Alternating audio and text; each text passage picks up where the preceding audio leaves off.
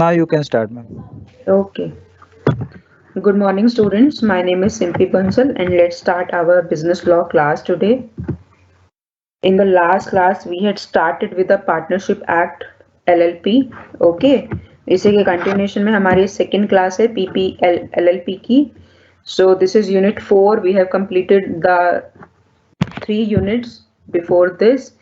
Now let's start with the Limited Liability Partnership Act of 2008. Okay, we have done the introduction part. Now we have done some will be done today. So let's start with the incorporation of LLP. Yes.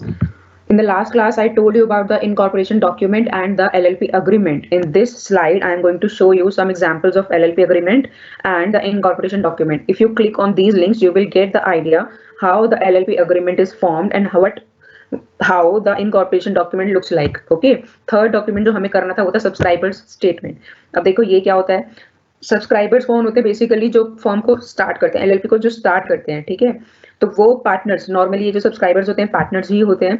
तो जो सारे partners है वो अपनी consent दे रहे हैं कि yes we want to start an LLP and we want to start this business. तो उसका एक एग्जांपल मैंने स्लाइड में दे रखा है, देखो इस बॉक्स में. We the several partners whose names are subscribed below. ये देखो ये जो टेबल दे रखा है, name of each partner, designation, signature, name and address and profession with professional membership of witness and signature of witnesses. तो कुछ लोग के सामने ये जो पार्टनर्स हैं इस स्टेटमेंट पर साइन करके इसको सबमिट करते हैं फिलिप फॉर्म के साथ में, ठीक है. So they are desirous of being formed into an LLP for carrying on a lawful business with a view to earn profit and have entered or agreed to enter into an LLP agreement in writing.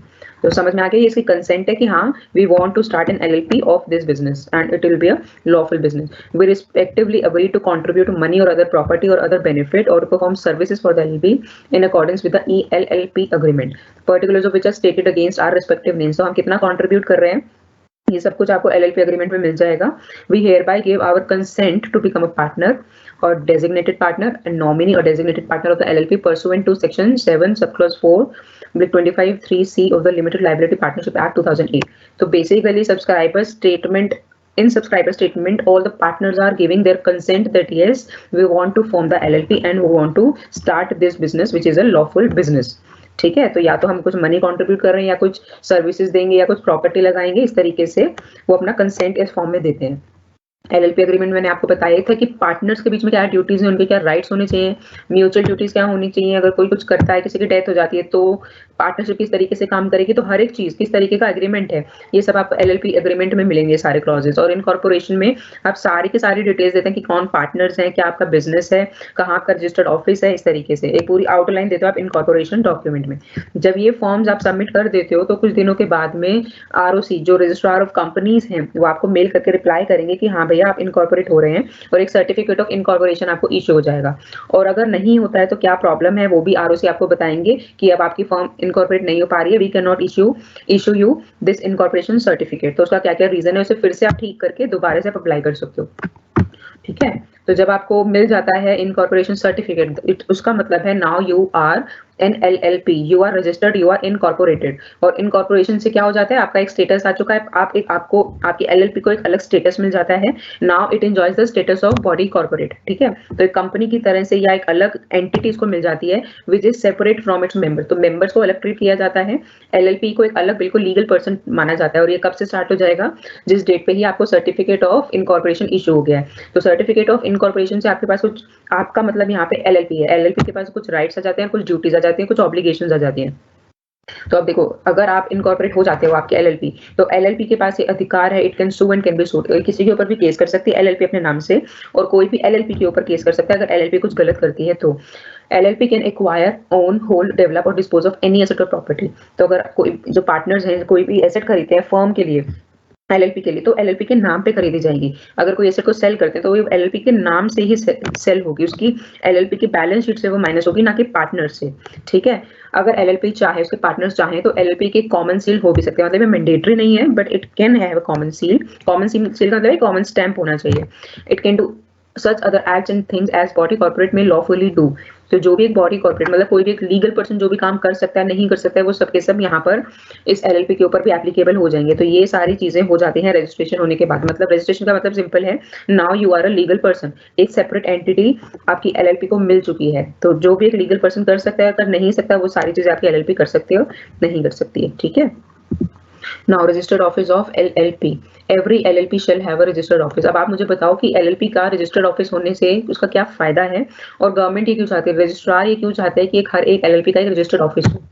क्योंकि देखो registered office वो place है जहाँ पे सारा communication होगा companies के बीच में। सॉरी, जो रजिस्ट्रार है अगर उसे कुछ इन्फॉर्म करना है, कोई पोस्ट भेजना है, तो किस एड्रेस पे भेजेगा, रजिस्टर्ड ऑफिस पे ना। सेंट्रल गवर्नमेंट को कोई एक्शन लेना है तो सबसे पहले जो इन्वेस्टिगेशन कहाँ होगी, रजिस्टर्ड ऑफिस में होगी। ठीक है। कोई भी अगर कम्युनिकेशन होगा तो ऐसा तो नहीं है कि जो गवर्नमेंट के लोग हैं आपको फोन करके चीजें इन्फॉर्म करते हैं, हर चीज मेल पर आ जाती है, नहीं। आज भी बहुत सारे गवर्नमेंट ऑफिस में काम जो है पोस्ट से ही होते हैं। तो वो पोस्ट के लिए आपका एक एड्रेस होना गवर्नमेंट के पास जरूरी है, और वो होगा आपका रजिस्टर्ड ऑफिस एड्रेस। तो LLP के इनकॉर्पोरेशन के टाइम पे ये आपको एड्रेस देना है, और यही एड्रेस जो है आपको इनकॉर्पोरेशन डॉक्यूमेंट में भी मेंशन करना है। ठीक है। So every LLP shall have a registered office to which, क्यों जरूरी है ये, to which all communications and notices may be sent और रिसीव्ड। जहां से ये कंपनी LLP अपने कम्युनिकेशन किसी और को भेज सकती है, मतलब उनका जो लेटर हेड होता है, अगर आपने कोई भी लेटर हेड देखा हो, किसी आप डॉक्टर के पास जाते हो, प्रिस्क्रिप्शन आपने देखा होगा, उनका लेटर हेड पे उनका नाम होता है, जो भी डॉक्टर है, क्लिनिक है, और उसके बाद उसका एड्रेस होता है। तो वैसे ही अगर LLP का अपना कोई लेटर हेड है तो उसमें वो उस रजिस्टर्ड ऑफिस का ही एड्रेस होगा। ठीक है। तो जो भी LLP किसी को अगर कोई पेपर वर्क भेज रही है, कम्युनिकेशन कर रही है, नोटिस भेज रही है, या कुछ भी इशू करती है अपनी तरफ से बाहर आउटसाइडर के लिए, तो वहां पे उसका एड्रेस कौन सा जाएगा, रजिस्टर्ड ऑफिस का एड्रेस जाएगा, उसी ऑफिस से ही वो पोस्ट करेगी। या फिर LLP के पास कोई और पोस्ट आता है, कुछ भी कम्युनिकेशन आता है पोस्ट के थ्रू, तो वो भी किस पर आएगा, इसी रजिस्टर्ड ऑफिस पे आएगा। तो ये इंपॉर्टेंस है रजिस्टर्ड ऑफिस की। हर एक कम्युनिकेशन के लिए आपको एक रजिस्टर्ड ऑफिस चाहिए। ठीक है।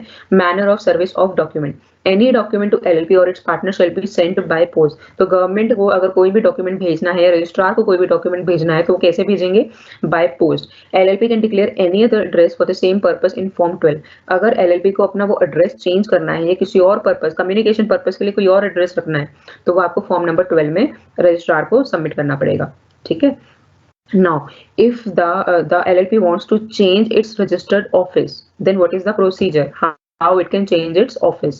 So, first of all, you can change your registered office according to the LLP agreement. देखो सब चीजें जो है LLP agreement में है, किस तरीके से अगर आप चेंज करना चाहते हो, कितने दिनों में आप चेंज करना चाहते हो, क्या प्रोसीजर होगा, आपको किस किस कंसेंट लेनी है, सब कुछ जो है आपको LLP agreement में मिलेगा, जो भी पार्टनर्स पहले ही डिसाइड कर लेते हैं। ठीक है। So you can change the procedure to be followed for changing the registered office is given in the LLP agreement. तो LLP agreement में अगर आपने लिखा हुआ है तो उसके प्रोविजन के अकॉर्डिंग आप अपना ऑफिस चेंज कर सकते हो, कि इंटरनली आपको किस किस से परमिशन लेनी है, किसकी कंसेंट लेनी है, किसके साइन चाहिए, सब कुछ आपको LLP agreement में मिलेगा। तो उसके प्रोविजन के अकॉर्डिंग आप अपना रजिस्टर्ड ऑफिस चेंज कर सकते हो। And if LLP agreement is silent then with the consent of all partners।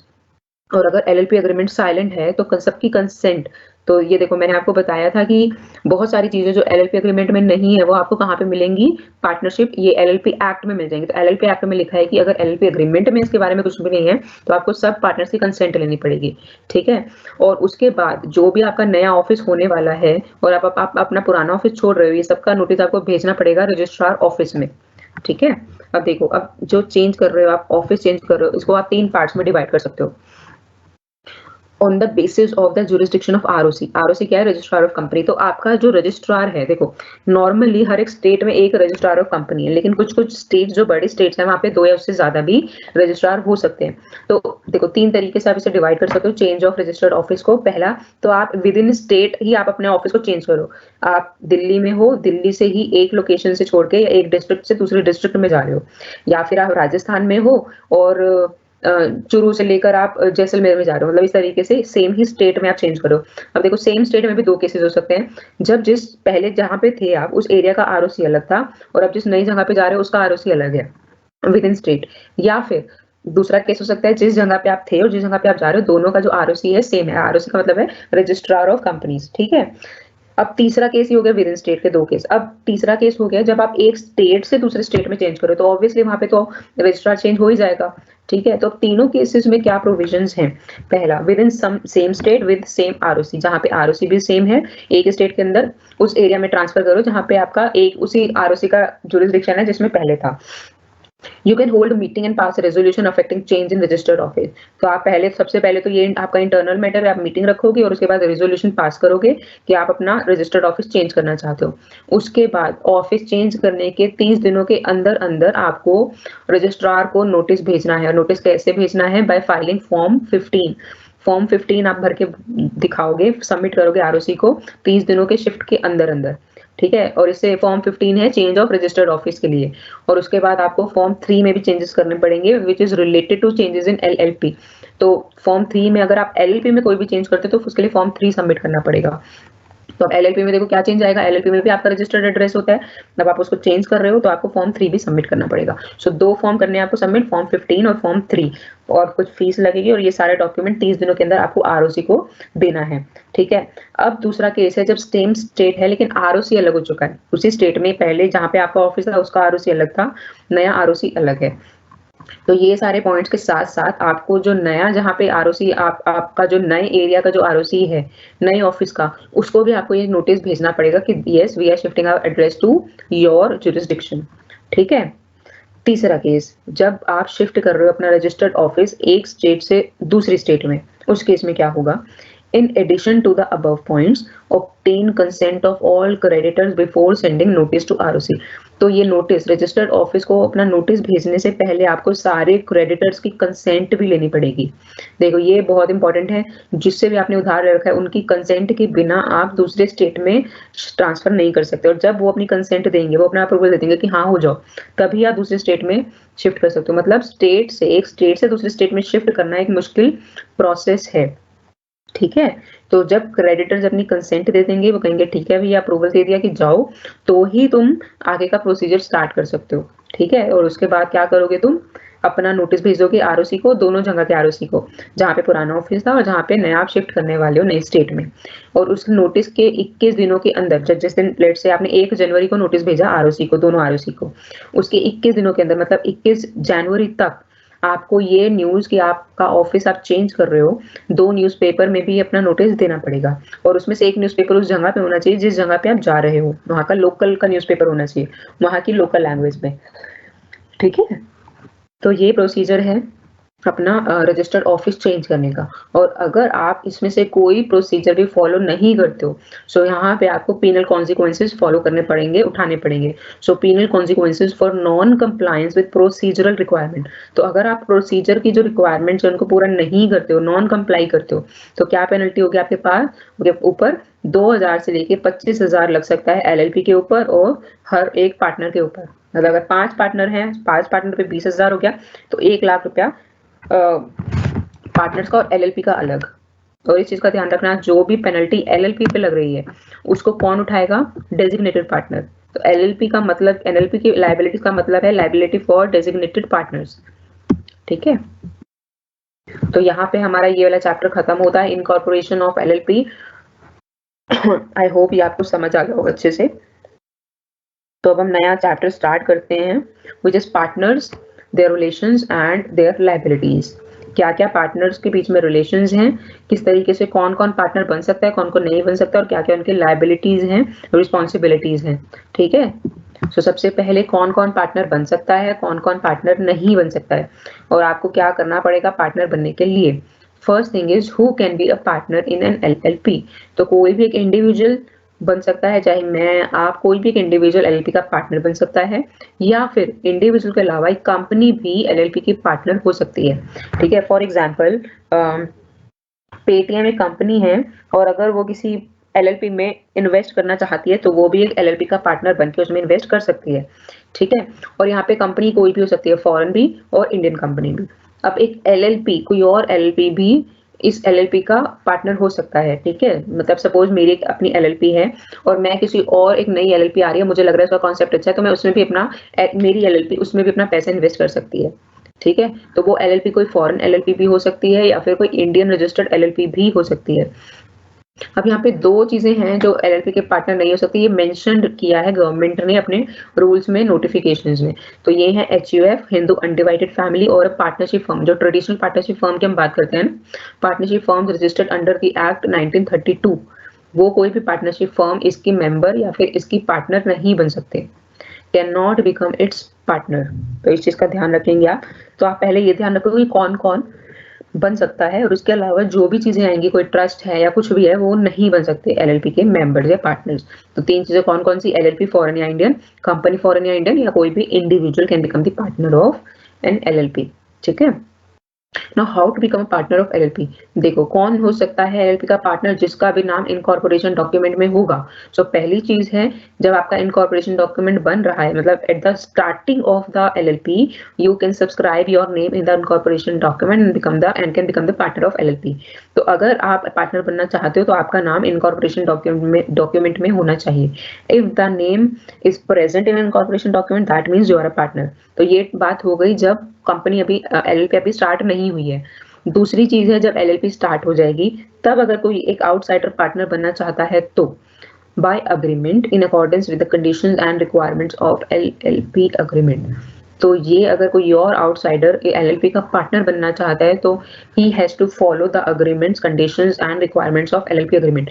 तो एलएलपी अग्रीमेंट में होगा जरूर मेंशन कि अगर कोई और पार्टनर एडमिट होना चाहता है, admission of a new partner, तो उसका क्या प्रोसीजर होगा, क्या क्या उसमें प्रोविजंस होंगे, सब कुछ उसे क्या करना पड़ेगा, क्या नहीं करना पड़ेगा, ये सब कुछ एलएलपी अग्रीमेंट में मेंशन होगा। तो उसको, नए पार्टनर को उसके अकॉर्डिंग अग्रीमेंट करना पड़ेगा, तभी ही can become the partner of this existing LLP.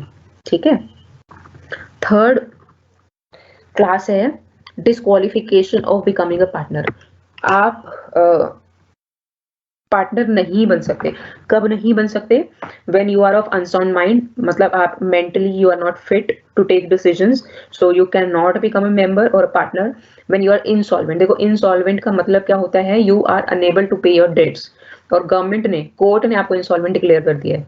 ठीक है। इंसॉल्वेंट का मतलब जिसका दिवालिया निकल चुका है, जो अपने खर्चे भी नहीं उठा सकता, जिसके ऊपर जो सिर पे खर्चे हैं वो भी पूरे नहीं कर पा रहा, किसी के ऊपर लोन है या किसी के कोई क्रेडिटर्स हैं जिनका उसने खर्चा नहीं उतारा है, उसको बोलते हैं इंसॉल्वेंट। ठीक है। तो जो इंसॉल्वेंट है, जो कि अनसाउंड माइंड का पर्सन है, या फिर जिसका कोर्ट में केस चल रहा है कि वो इंसॉल्वेंट डिक्लेयर हो सकता है, तो वो लोग, ये तीनों जो कैटेगरीज हैं, they can not become partner of the LLP. ठीक है। अब ये देखो सबसे इंपॉर्टेंट टॉपिक है आपका डेजिग्नेटेड पार्टनर्स का। तो ये हम स्टार्ट करते हैं। अभी तक हमने सिर्फ पढ़ा है इनके बारे में, डेजिग्नेटेड पार्टनर्स होते कौन है। अब यहाँ पे आके आपको पता लगेगा कि इतने इंपॉर्टेंट क्यों हैं, इनकी क्या क्या लायबिलिटीज हैं, और इनके लिए अलग अलग से क्या क्या कंडीशंस हैं जो बाकी पार्टनर्स के लिए नहीं है और सिर्फ डेजिग्नेटेड पार्टनर्स के लिए हैं। ठीक है। तो एलएलपी के केस में डेजिग्नेटेड पार्टनर्स का जो कॉन्सेप्ट है वो काफी इंपॉर्टेंट कॉन्सेप्ट है। ठीक है। तो स्टार्ट करते हैं, 1 मिनट दो बस।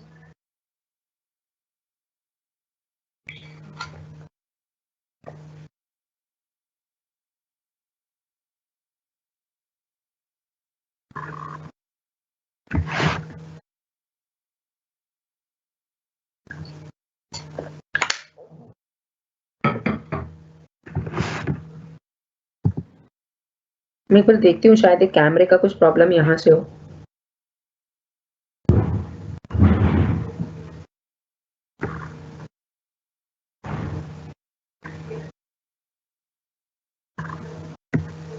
चलिए, जब वो 5 मिनट का ब्रेक लेंगे उसमें मैं देख लेती हूँ अगर कुछ हो सकेगा तो। ठीक है।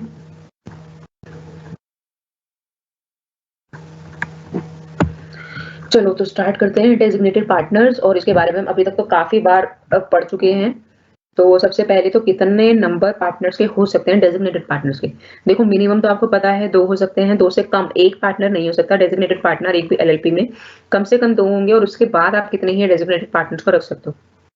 ठीक है। तो मैक्सिमम की कोई लिमिट नहीं है, but at least there should be 2 designated partners in every LLP. और उसमें भी कंडीशन ये है कि उसमें से at least 1 must be a resident of India, India का निवासी होना चाहिए, रेजिडेंट होना चाहिए। अब रेजिडेंट का मतलब क्या है, जिसने पिछले साल में, अगर आप इस साल की बात करते हो, ये कौन सा साल है, 2022-23। ठीक है। नहीं सॉरी, ये 21-22 है, अभी 31 मार्च तक 2021-22 है ये। 1 अप्रैल 21 से लेके 31 मार्च 2022 तक। तो इससे पहले वाला साल कौन सा होगा? 20 और 21 वाला, ठीक है, 2020 से लेकर 2021 तक। तो उस साल में कम से कम आधा साल या आधे से ज्यादा साल इस पर्सन ने इंडिया में बिताया हो, मतलब at least 186 days he has spent in India. तो वो क्या होगा? वो रेजिडेंट ऑफ इंडिया हो जाएगा। तो at least one partner should be resident and there should be at least 2 designated partners in case of every LLP, and there is no limit on the maximum numbers of designated partners. Now, who will be a designated partner? Who are specified in the incorporation document? जो incorporation में document में mentioned होगा ना कि ये 2 लोग या ये 5 लोग designated partners हैं, वो ही designated partners माने जाएंगे। उन्हीं की सारी liabilities और responsibilities होंगी legal compliance को लेके, ठीक है। Each partner shall become a designated partner from time to time if it is mentioned in incorporation document.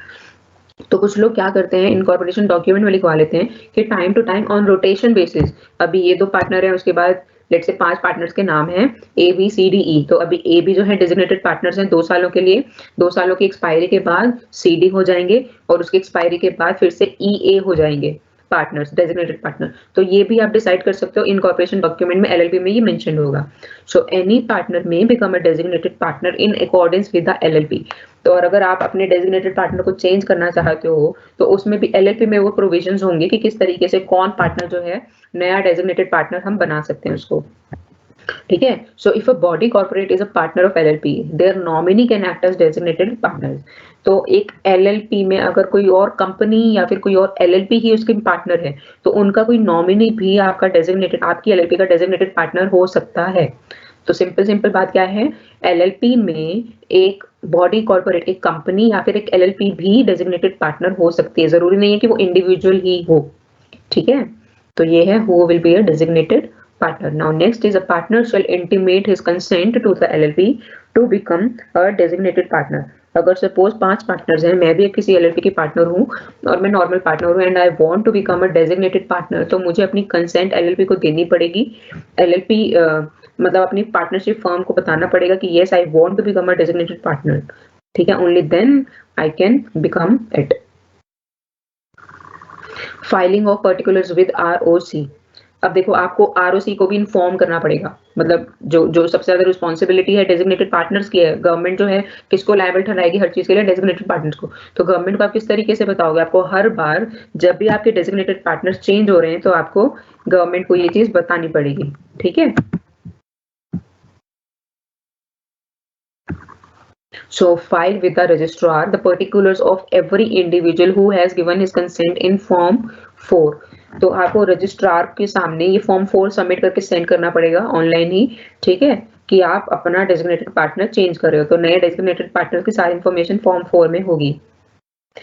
In case of incorporation the consent shall be filed through form Philip.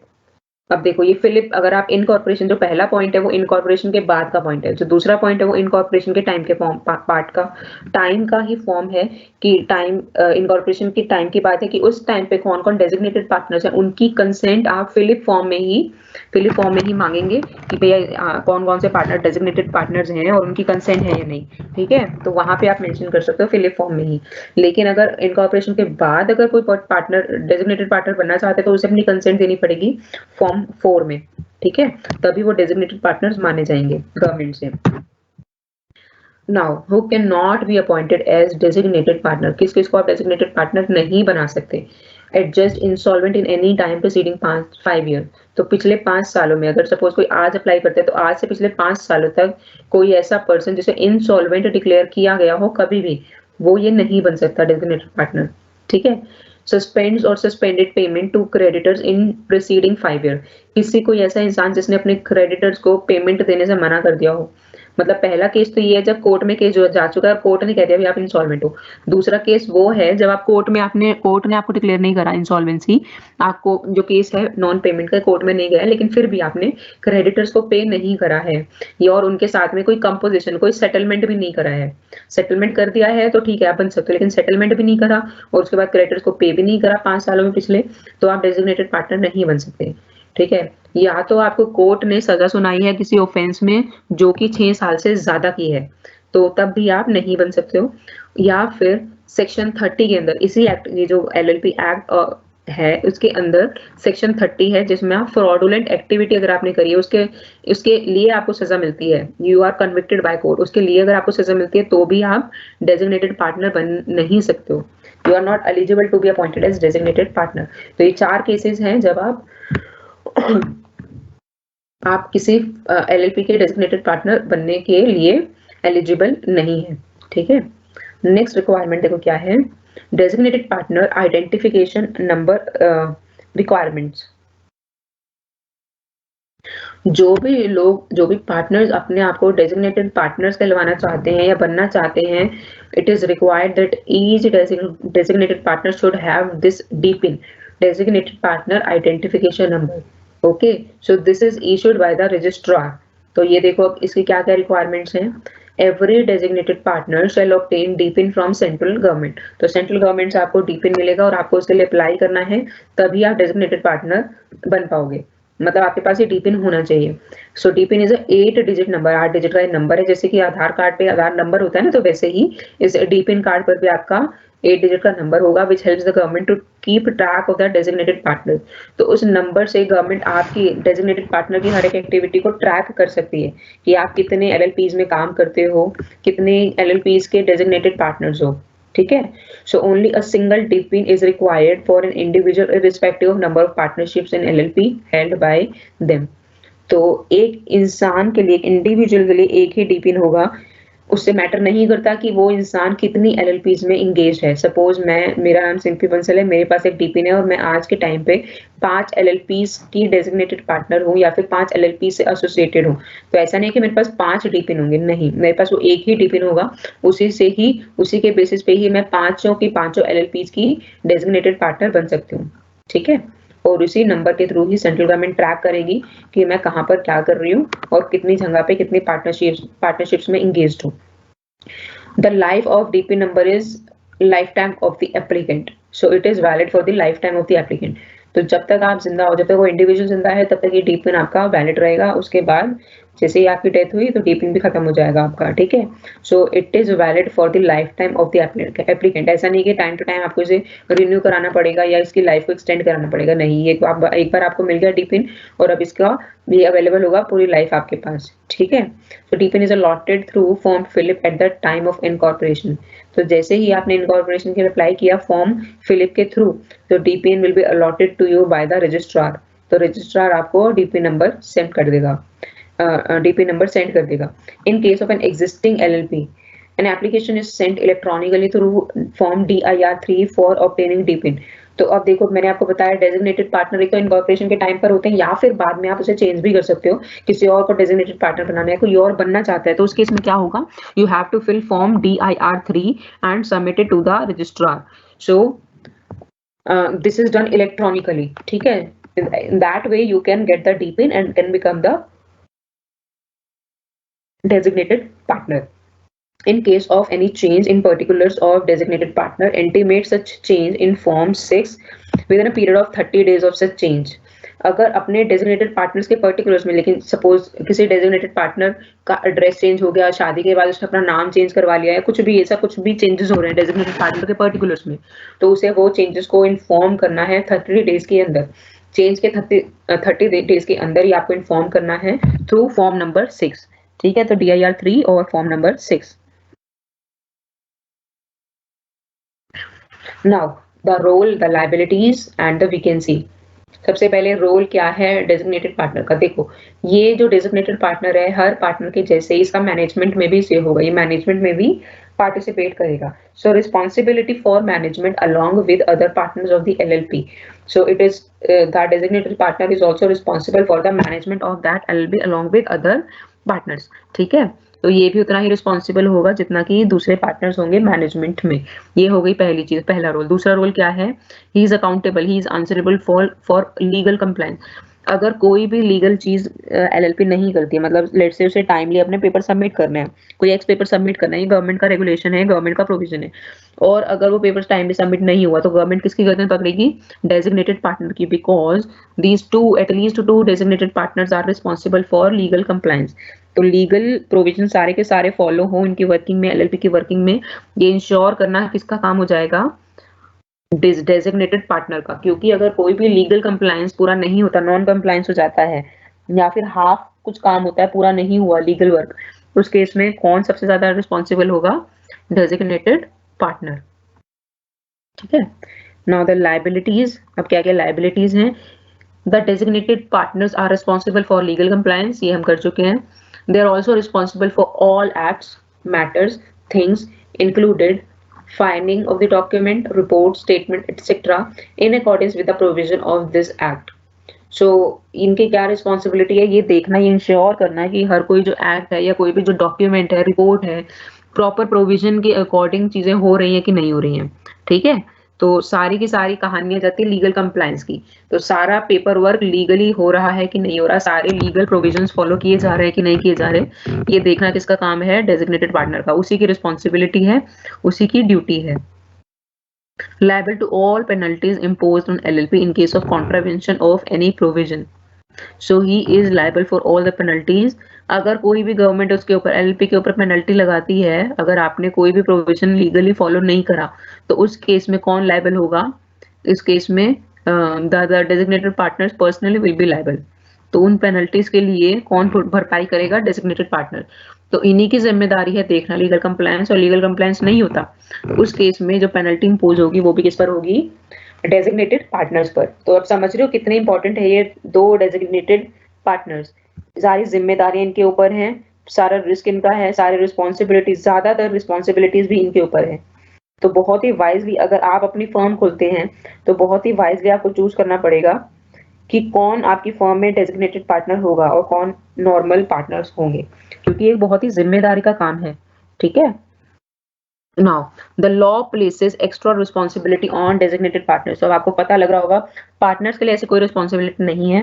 जो partners के लिए applicable है वो designated partners के लिए भी applicable होगा, लेकिन इनकी responsibilities as compare to normal partners are much much more. ठीक है। So law places extra responsibility on designated partners. Vacancy in position of designated partner, अगर डेजिग्नेटेड पार्टनर की जो जगह है वो खाली है तो उस केस में क्या होगा?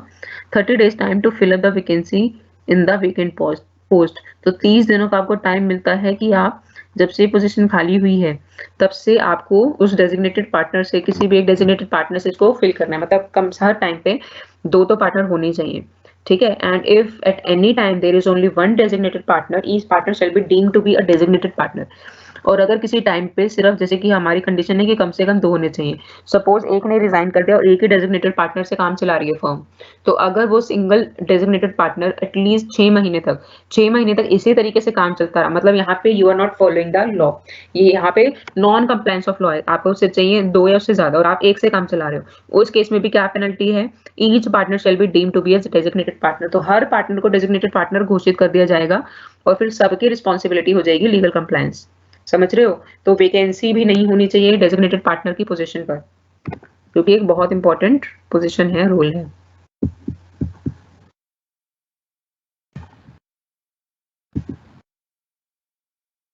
यहां तक डेजिग्नेटेड पार्टनर्स तक अगर किसी को डाउट है तो आप पूछ सकते हो।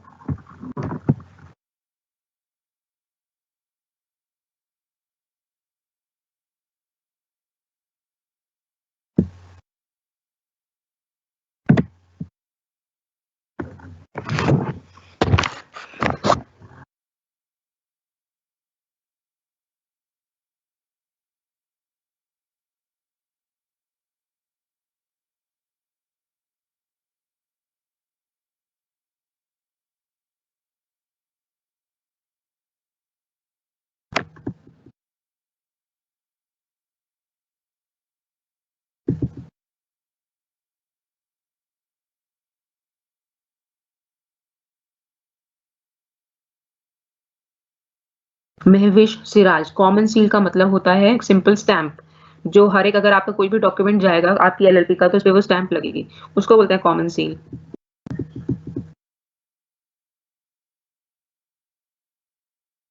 निखिल कुमार, देखो जब भी आपको ये मैं पीपीटी फाइल फॉरवर्ड करूंगी ना, उसी में आपको ये लिंक भी मिल जाएगा, तो मैं अलग से आप लोगों को फॉरवर्ड नहीं कर रही हूँ, आप तभी उसके बाद ही उस पीपीटी के थ्रू ही आप उस इनकॉर्पोरेशन डॉक्यूमेंट को देख सकते हो, नहीं तो आप अभी गूगल पर टाइप करके कोई भी इनकॉर्पोरेशन डॉक्यूमेंट का सैंपल देख सकते हो। ठीक है। विश्वजीत बोस, देखो आपका जो एग्जाम है होपफुली मार्च, अभी देखो फेब के एंड तक या मार्च के स्टार्टिंग तक आपकी सारी क्लासेस खत्म हो जाएंगी, तो शायद मार्च के एंड से होपफुली आपके एग्जाम्स स्टार्ट हो जाएंगे। सूरज कुमार, एक बार देखो आप ये स्लाइड देख लेना फिर से, रजिस्टर्ड ऑफिस किस तरीके से चेंज होता है। शॉर्ट में मैं आपको बता देती हूँ, देखो इसको 3 तरीकों से आप बांट सकते हो। पहली चीज, एक स्टेट के अंदर जब जो रजिस्ट्रार है जिसके अंदर जुरिस्डिक्शन में आप अभी काम आपका ऑफिस है, उसी जुरिस्डिक्शन में ही उसी स्टेट में आप चेंज कर रहे हो अपना ऑफिस, ठीक है, तो कोई ज्यादा रिक्वायरमेंट्स की जरूरत नहीं है। दूसरा केस है जब एक ही स्टेट के अंदर एक रजिस्ट्रार से दूसरे रजिस्ट्रार के जुरिस्डिक्शन में जब आप ऑफिस चेंज कर रहे हो, और तीसरा केस है जब एक स्टेट से दूसरे स्टेट में आप चेंज कर रहे हो, तो ऑब्वियसली वहां पे रजिस्ट्रार आपका चेंज हो जाएगा। तो तीनों ही केस में पहला तो आपको अपने ही एलएलपी के अंदर अपनी मीटिंग करके ये रेजोल्यूशन पास करना है कि ये हाँ हमें अपना ऑफिस चेंज करना है, और उसके बाद आपको इस चीज का नोटिस भेजना है अपने आरओसी को पहले केस में, ठीक है। आपका आरओसी तो जो रजिस्ट्रार है पहले केस में सेम ही है, दोनों जुरिस्डिक्शन का सेम ही है, उसको नोटिस भेज दो, अपना रेजोल्यूशन पास कर दो और बस हो गया। दूसरे केस में आपको जो नया आरओसी, जो नया रजिस्ट्रार होने वाला है ना नए ऑफिस का, नई जुरिस्डिक्शन जहां पर आप ले रहे हो ऑफिस, उसको भी आपको नोटिस भेजना है 30 दिनों के अंदर। और तीसरे केस में जब आप एक स्टेट से दूसरे स्टेट में जा रहे हो, तो आप ऑफिस चेंज ही नहीं कर सकते जब तक सारे क्रेडिटर्स आपको हाँ ना कह दें। कोई एक भी क्रेडिटर रह गया ना जिसने कह दिया कि नहीं आप नहीं चेंज कर सकते, तो आप नहीं चेंज कर पाओगे। तो सबसे पहले आपको, ये सब थोड़ा सा कॉम्प्लेक्स है तीसरा वाला, तो सबसे आप पहले आपको क्रेडिटर्स की कंसेंट लेनी पड़ेगी। क्रेडिटर्स की कंसेंट ले ली, सबने हाँ बोल दिया, तो आप दोनों रजिस्ट्रार को इन्फॉर्म कर दो, पुराने वाले को भी और जहाँ पे आपका नया ऑफिस होने वाला है उस रजिस्ट्रार को भी। और जैसे ही आप उन्हें नोटिस भेजोगे उसके 21 दिनों के अंदर अंदर आपको 2 न्यूज़पेपर में भी नोटिस देना है कि आपकी ये करके एलएलपी जो है अपना एड्रेस चेंज कर रही है, और उसमें से जो एक न्यूज़पेपर है उस एरिया का होना चाहिए, लोकल एरिया का, जो वहां पे जो नया ऑफिस जहाँ पे आने वाला है वहां पे बिकता हो, वहां पे सेल होता हो, ठीक है। हाँ जी Anuradha, we have completed the procedure for change of name. हाँ जी बिल्कुल खुशबू, शिवदास भी एक अच्छी बुक है, आप इसको रेफर कर सकते हो, कोई प्रॉब्लम नहीं है। HUF, कीमती HUF होता है हिंदू अनडिवाइडेड फैमिली, हमने 11th-12th में थोड़ा सा पढ़ा होगा। जब एक फैमिली, पूरी फैमिली के लोग एक फैमिली बिजनेस में एंगेज्ड होते हैं, मतलब वही उसी के पापा बच्चे, इस तरीके से पूरी जो फैमिली है, जो मेल मेंबर्स हैं फीमेल्स हैं, वो ही एक बिजनेस में लगे हो, तो उसको बोलते हैं हिंदू अनडिवाइडेड फैमिली, ठीक है। अभी तो एनोनिमस देखो हमारे पास कोई इन्फॉर्मेशन नहीं है ऑफलाइन क्लासेस की, जैसे ही आएगी आप लोगों को पता लग जाएगा, और हमें भी अभी तक हमारे पास ही कोई इन्फॉर्मेशन नहीं है इससे रिगार्डिंग।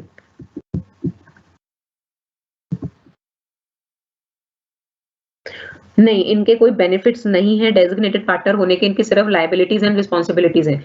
लेकिन देखो अगर मैं सपोज एक पार्टनरशिप फर्म में मैं अगर डिसाइड करती हूँ कि मैं डेजिग्नेटेड पार्टनर बनूंगी, तो मैं अगर अपने सिर पे ज्यादा जिम्मेदारी ले रही हूँ, तो ऑब्वियसली मैं चाहूंगी कि मेरे को प्रॉफिट का शेयर भी ज्यादा मिले। इसी कंडीशन पे मैं डेजिग्नेटेड पार्टनर बनूंगी अगर मैं ज्यादा रिस्पॉन्सिबिलिटी ले रही हूँ। तो ये सारी चीजें आपको एलएलपी अग्रीमेंट में मिलेंगी, ठीक है। तो एलएलपी अग्रीमेंट में वो लोग डिसाइड करते हैं कि डेजिग्नेटेड पार्टनर्स को क्या एक्स्ट्रा बेनिफिट देने हैं। तो लॉ कोई उन्हें बेनिफिट नहीं दे रहा अलग से, लॉ सिर्फ उनको रिस्पॉन्सिबिलिटीज दे रहा है, बेनिफिट जो मिलेंगे वो खुद डिसाइड करेंगे। एलएलपी अग्रीमेंट में जो उन पार्टनर्स के बीच में अग्रीमेंट होगा उसमें आपको पता लगेगा, ठीक है। अभी तक तो देखो एग्जाम्स ऑनलाइन नहीं है अनोनिमस, अगर ऑफलाइन होंगे तो बहुत जल्दी आपको वो भी पता लग जाएगा, लेकिन अभी तक तो यही चीज है कि आपके एग्जाम्स हैं ऑनलाइन ही होंगे, ओपन बुक एग्जामिनेशन ही होगा। वंदन, आपका क्वेश्चन मुझे समझ नहीं आया, how do I become a partner with designated partner. या तो आप पार्टनर बनोगे या डेजिग्नेटेड पार्टनर बनोगे, सिंपल। अगर आप डेजिग्नेटेड पार्टनर बनना चाहते हो एलएलपी के, मतलब आप उन सब्सक्राइबर्स में से हो जिन्होंने एलएलपी स्टार्ट करी है, तो आप बाकी पार्टनर्स को बोलो कि मैं डेजिग्नेटेड पार्टनर बनना चाहती हूँ, सिंपल। तो वो इनकॉर्पोरेशन डॉक्यूमेंट में आपको डेजिग्नेटेड पार्टनर की पोजीशन दे देंगे। और अगर आप बाद में कभी बनना चाहते हो, बाकी पार्टनर्स अग्री करते हैं हो, और आप डेजिग्नेटेड पार्टनर बनना चाहते हो, कोई और जो डेजिग्नेटेड था उसने पोजीशन छोड़ दी है, तो आप बनना चाहते हो, तो आप बाकी पार्टनर्स अगर बोलते हैं कि हाँ भैया बन सकते हो, तो भैया बन सकते हो आप ये फॉर्म जो मैंने आपको बताया फॉर्म नंबर 6 आई थिंक, वो आप उसको आरओसी को सबमिट कर दो, बाकी लोग की कंसेंट ले लो जो भी पार्टनर्स हैं, और बन गए आप डेजिग्नेटेड पार्टनर, सिंपल।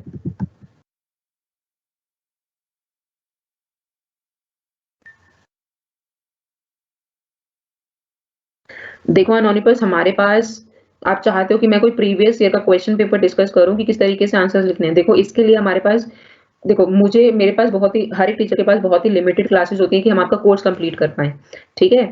उसके बाद एक एडिशनल चीज़ है कि क्वेश्चन पेपर भी डिस्कस करें कि किस तरीके से आपको आंसर्स लिखने हैं। इसके लिए हम ये मानते हैं कि आप 12th करके आए हो, आपको इतनी मैच्योरिटी होगी किस तरीके से कोई क्वेश्चन को किस तरीके से लिखना है। तो ये वाली चीज़ हम डिस्कस नहीं कर सकते क्योंकि हमारे पास टाइम कंस्ट्रेंट है। इसका आइडिया आपको खुद ही लेना पड़ेगा, पास्ट ईयर पेपर्स आपको खुद ही देखने पड़ेंगे, किस तरीके से आप पहले क्वेश्चंस अटेम्प्ट करते थे। अगर आपको किसी क्वेश्चन में कोई डाउट है तो पर्टिकुलर कोई क्वेश्चन आप मेरे से पूछ लो, लेकिन पूरा एक क्वेश्चन पेपर डिस्कस करना मैं ट्राई करूँगी, जो हमारी लास्ट क्लास होगी उसमें मैं ट्राई करूँगी इस तरीके का कुछ हो पाए। लेकिन सच में हमारे पास टाइम बहुत कम होता है, हमें बहुत लिमिटेड क्लासेस मिलती हैं और उन लिमिटेड क्लासेस में कोर्स कंप्लीट करवाना भी एक बहुत बड़ी चीज़ है, ठीक है? उसके बाद क्वेश्चन पेपर अगर टाइम मिलता है तो, लेकिन मैं इस चीज़ की गारंटी नहीं दे सकती हूँ।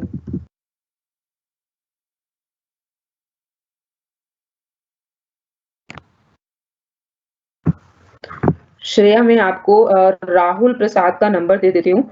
आप उसको बोलना, उनका एक ऑफिशियल ग्रुप बनाया है राहुल ने। आप उसमें अपने आप को जॉइन कर सकते हो, ठीक है? I am writing you, giving you his number.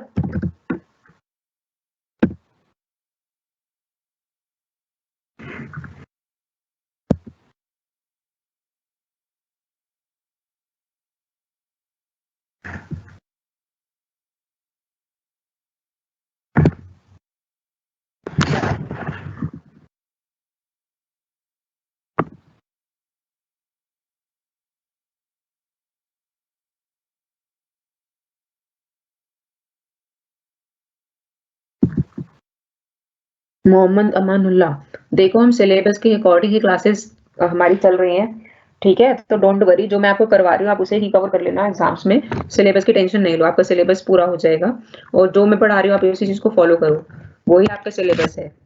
पुराना सिलेबस, नया सिलेबस, उसकी टेंशन आप लोग मत लो। हम लोग आपको लेटेस्ट सिलेबस के अकॉर्डिंग ही पढ़ा रहे हैं, ठीक है?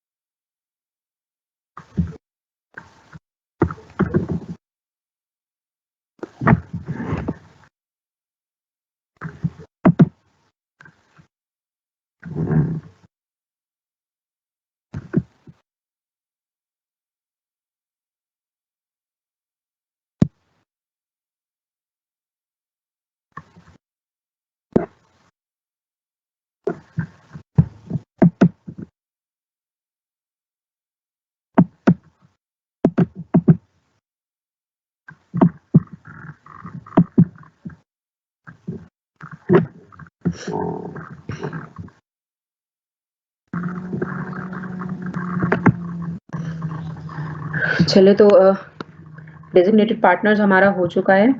उसके बाद हम ये वाला पार्टनर्स, बाकी पार्टनर्स की स्लाइड हम अभी 5 मिनट का ब्रेक ले लेते हैं बच्चों, तो ठीक है? इसके बाद में 11:56 हो चुके हैं, 12:05 पे हम अपनी क्लास रिज्यूम करते हैं, पार्टनर्स एंड देयर रिलेशंस, ठीक है?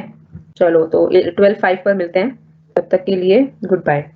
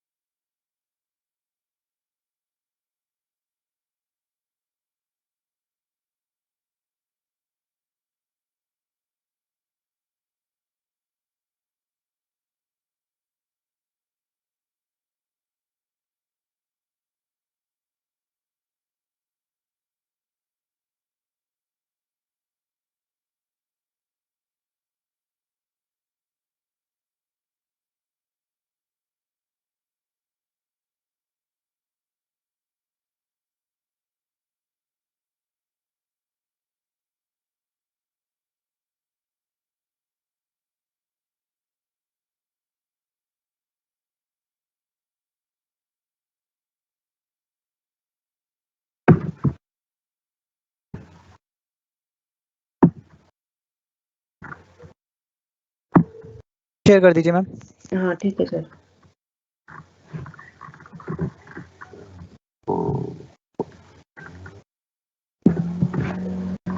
You can start ma'am. ठीक है sir.